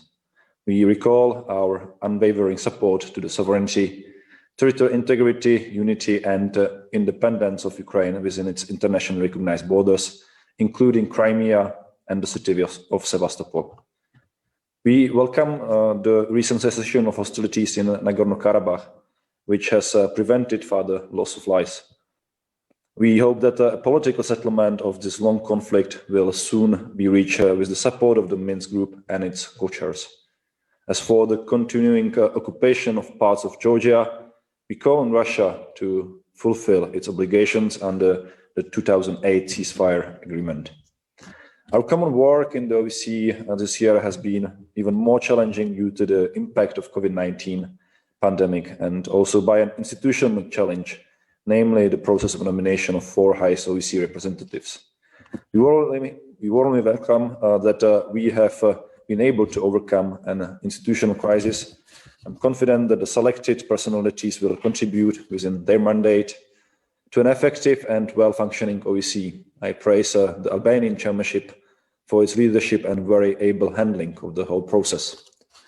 We remain committed to the implementation of arms control and CSBM mechanisms, which are part of the OSCE wider acquis, the CFE, the Open Skies Treaty and the Vienna document. We regret in this regard that we could not move faster and farther in negotiating the modernization of the Vienna document, also with regards to a new comprehensive proposal of 34 participating states tabled during the Czech FSC chairmanship at the end of 2019. I'm convinced much greater attention should be paid to economic and environmental cooperation, which Prague has traditionally supported by hosting the 28th Annual Economic and Environmental Forum. Last year, we proudly joined the OSCE informal group of friends on environment established at this forum. Promoting respect for human rights and fundamental freedoms represents a long-standing priority of the Czech foreign policy. Czechia contributes to these efforts in an active, trusted and consistent manner, including in the OSCE. We have followed this approach within our work in the OSCE Human Dimension Committee, while continuing focusing on human rights and fundamental freedoms, as well as on the important topic of tolerance and non-discrimination, in line with the priorities of the Albanian OSCE chairmanship and the OSCE. It has been a great honor for my country to chair the Human Dimension Committee for the 2nd consecutive year, working closely with the Albanian chairmanship and facilitating Ministerial Council deliverables in the human dimension under the leadership of Ambassador Šámek. We further reiterate our steadfast support to the OSCE autonomous institutions, including the Office for Democratic Institutions and Human Rights, Representative on Freedom of Media and High Commissioner on National Minorities. We strongly reject attempts to undermine their respective mandates and independence. We also regret that the HIDIM could not take place this year. We must preserve the Human Dimension meetings as a venue for open dialogue for all stakeholders. We welcome the adoption of proposals related to the human dimension. I'm personally glad that the Czech Republic could contribute to brokering agreement on the one of them as the chair of the Human Dimension Committee. I hope that it is a landmark that confirms the will of all participating states to continue our work in a spirit of cooperation in the coming months and years. In conclusion, I would like to wish the upcoming Swedish chairpersonship as all the success in 2021, and also appreciate Poland being ready for 2022. I would like to welcome also the announced intentions of North Macedonia and Estonia to assume the OSCE chairmanships in following years. Thank you very much, Mr. Chairman. Thank you, sir. Now the turn to the Minister of Foreign Affairs of Kazakhstan, Romania, sorry. Then it is Romania, sorry, His Excellency Minister Aurescu. The screen is yours, sir. Mr. Chairman, distinguished colleagues, ladies and gentlemen, thank you, Prime Minister Rama and your team for leading the OSCE throughout 2020 and for your efforts deployed under these exceptional circumstances generated by the ongoing pandemic.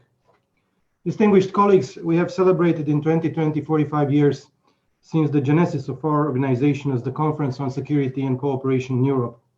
It was an act of creation and the most forceful expression of our people's desire to live in peace, as once said by the Romanian diplomat Valentin Lipati, who had an active role during the Helsinki process. We have also celebrated 30 years since the adoption of the Paris Charter. It was a moment that marked the end of confrontation and division on our continent and paved the way for a new beginning based on strong commitment to democracy, human rights, and fundamental freedoms, prosperity through economic liberty and social justice. These two documents have established the principles and commitments that continue to guide the activity of our organization. However, as was said by many leaders gathered in 1975 to sign the Helsinki Final Act, we are not judged by the promises we make, but by the promises we keep. This is still valid today, when we see the values and principles of the Helsinki Final Act and the Paris Charter being under heavy strain. We have seen this year violations of human rights and of the freedom of expression. Furthermore, national borders continue to be violated and international law disregarded. A new escalation of violence in Nagorno-Karabakh, unfortunately with considerable loss of human lives, reminded us of the need to put conflict prevention and conflict resolution back on top of the agenda of our organization. Bringing an end to the protracted conflicts around the Black Sea region remains the most important task of the OSCE. This is the core mandate of the organization and its biggest potential contribution to regional security. The full use of the OSCE conflict cycle toolbox is needed more than ever. Therefore, the upcoming 10th anniversary in 2021 of the Ministerial Decision number 3 of 2011 on elements of the conflict cycle should enable a greater sense of responsibility. We stress the importance of field missions that must be allowed to fulfill their mandates. I underscore that any limits imposed on the Special Monitoring Mission in Ukraine or on the OSCE mission in the Republic of Moldova are unacceptable. Here I would like to reiterate the importance of withdrawing troops and foreign ammunition from the territory of the Republic of Moldova, in accordance with the norms of international law and the commitments previously made within the OSCE. At the same time, the resolution of the conflict in the Republic of Moldova remains an issue of high priority. We support the comprehensive, peaceful, and sustainable settlement of the conflict within the 5+2 format, based on the sovereignty and territorial integrity of the Republic of Moldova, within its internationally recognized borders, and without affecting the pro-European future of the country. We are particularly encouraged by the overwhelming victory of Maia Sandu in the presidential elections of 15th November 2020. This is a victory of democracy. The conflict in Ukraine continues to represent a pressing challenge for the OSCE and participating states. We are concerned about the high volume of forces and weapons mobilized near the line of contact, in spite of the agreed ceasefire. We support the efforts paving the way for a sustainable political solution to the conflict in full respect of Ukraine's sovereignty and territorial integrity within its internationally recognized borders. Romania welcomes the ceasefire in Nagorno-Karabakh, but the fighting proved once again how easily protracted conflicts revive. This reminds us of the paramount importance of durable negotiated political solutions reached within the internationally agreed formats, based on the principles and norms of the international law and human rights law. In this context, let me also reaffirm Romania's strong support for the sovereignty and territorial integrity of Georgia within its internationally recognized borders. We still need a solution to the crisis in Belarus that outburst in the aftermath of the presidential elections of August. I deplore the fact that the situation in Belarus continues to deteriorate. In September, 17 participating states, including Romania, invoked the OSCE Moscow mechanism over allegations of human rights abuses. The objective and well-documented report by Professor Benedek showed serious human rights violations and made consistent recommendations. We urge the Belarusian authorities to reconsider their approach and to implement these recommendations. Distinguished colleagues, it is regretful that the COVID pandemic had a direct impact on our organization, mainly on the politico-military dimension. We are in favor of continuing the process of structured dialogue as an open-ended process without predetermined results, in accordance with the mandate we have established 4 years ago in Hamburg. Preservation of the functionality of the conventional arms control system is paramount.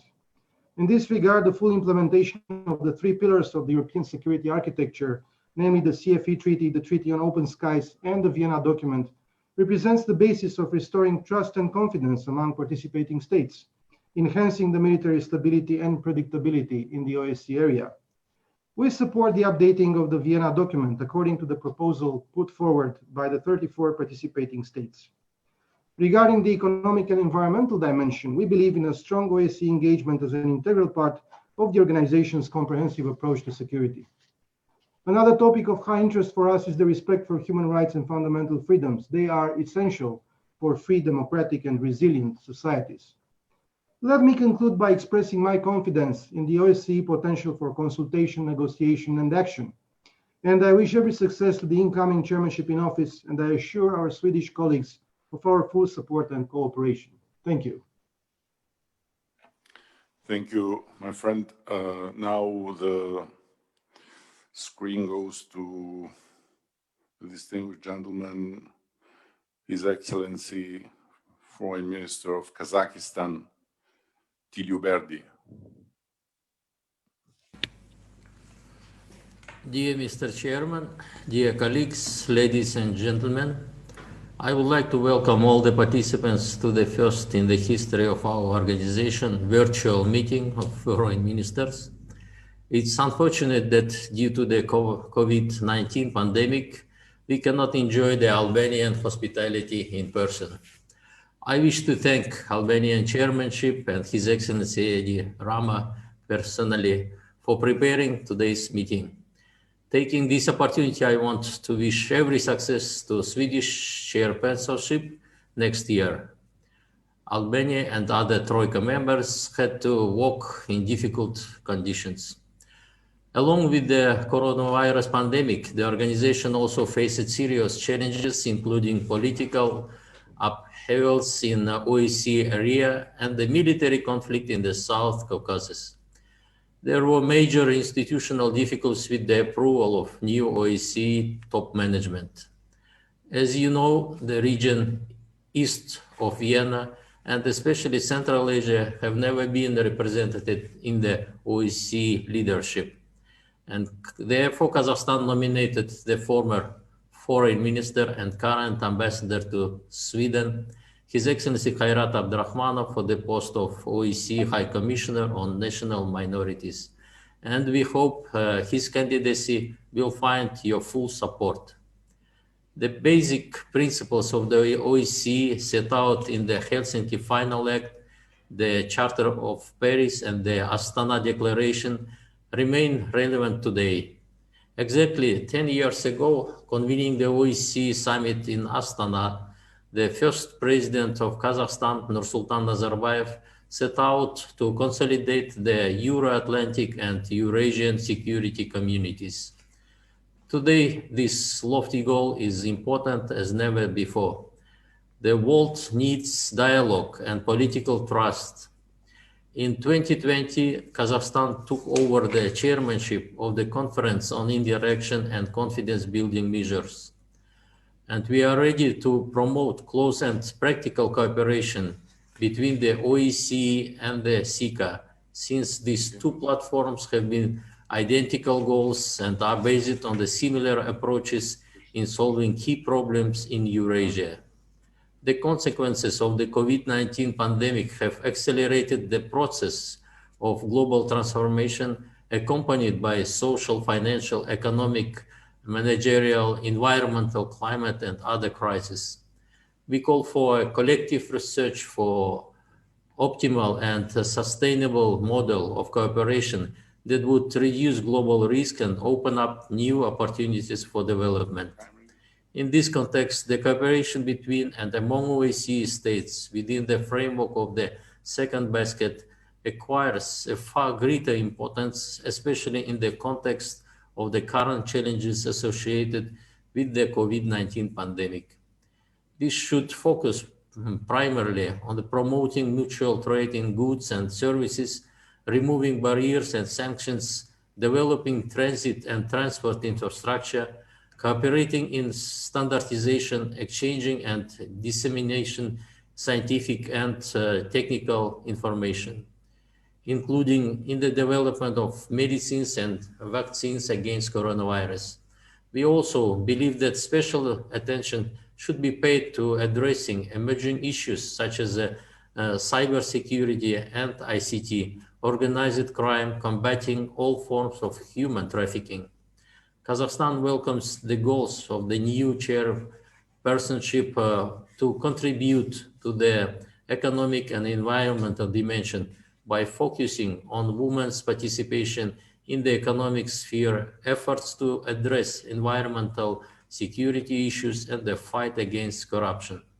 As a key tool for building strong and sustainable democratic societies, we note that the significance of promoting tolerance, non-discrimination, the rule of law, and the development of democracy as the shared goals of the all OSCE participating states.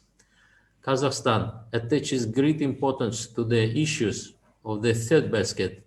We managed to implement the concept of listening state that responds to all aspirations of our fellow citizens.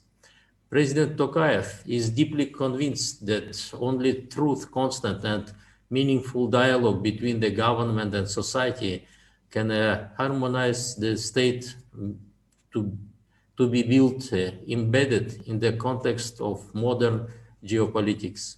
I would like to draw your attention to the recent changes in the laws on elections and on political parties of Kazakhstan that for the first time in our parliamentary practice introduced provisions for 30% quotas in party lists for women and young people. This provision will allow for greater involvement of women and young people in the decision-making process in parliament and local representative bodies. The concept and rights of the parliamentary opposition are also established at the legislative level. This year was important for our country, taking into account the implementation reforms.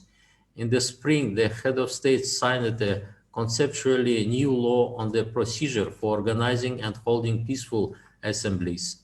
This law is a significant step in the evolutionary development of the political system of Kazakhstan towards openness and democratization of society.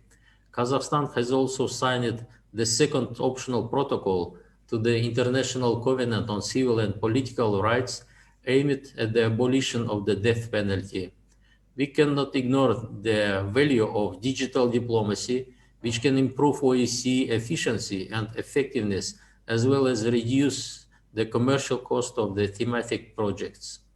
In this regard, we would like to invite the Swedish chairpersonship to submit a report next year on the future role of digital diplomacy in order to virtualize and introduce digital platforms in the work of the Secretariat and the field missions where it's possible.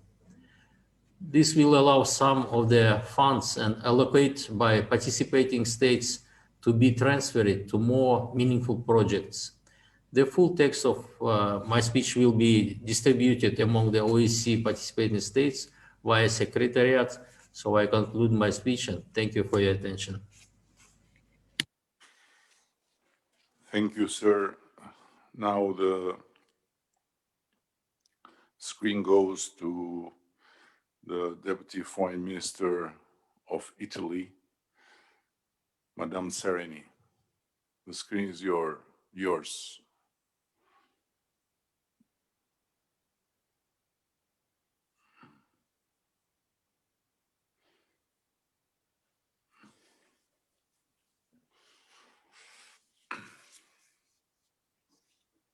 Okay. There is no intervention, so it will go beyond. And now I propose that we close the first plenary session. We'll resume our work in the second plenary session at 3 p.m. under the chairpersonship of Slovakia, where we shall continue with our list of speakers under agenda item 6, statements by head of delegations. The first plenary session hereby is closed. Thank you very, very much.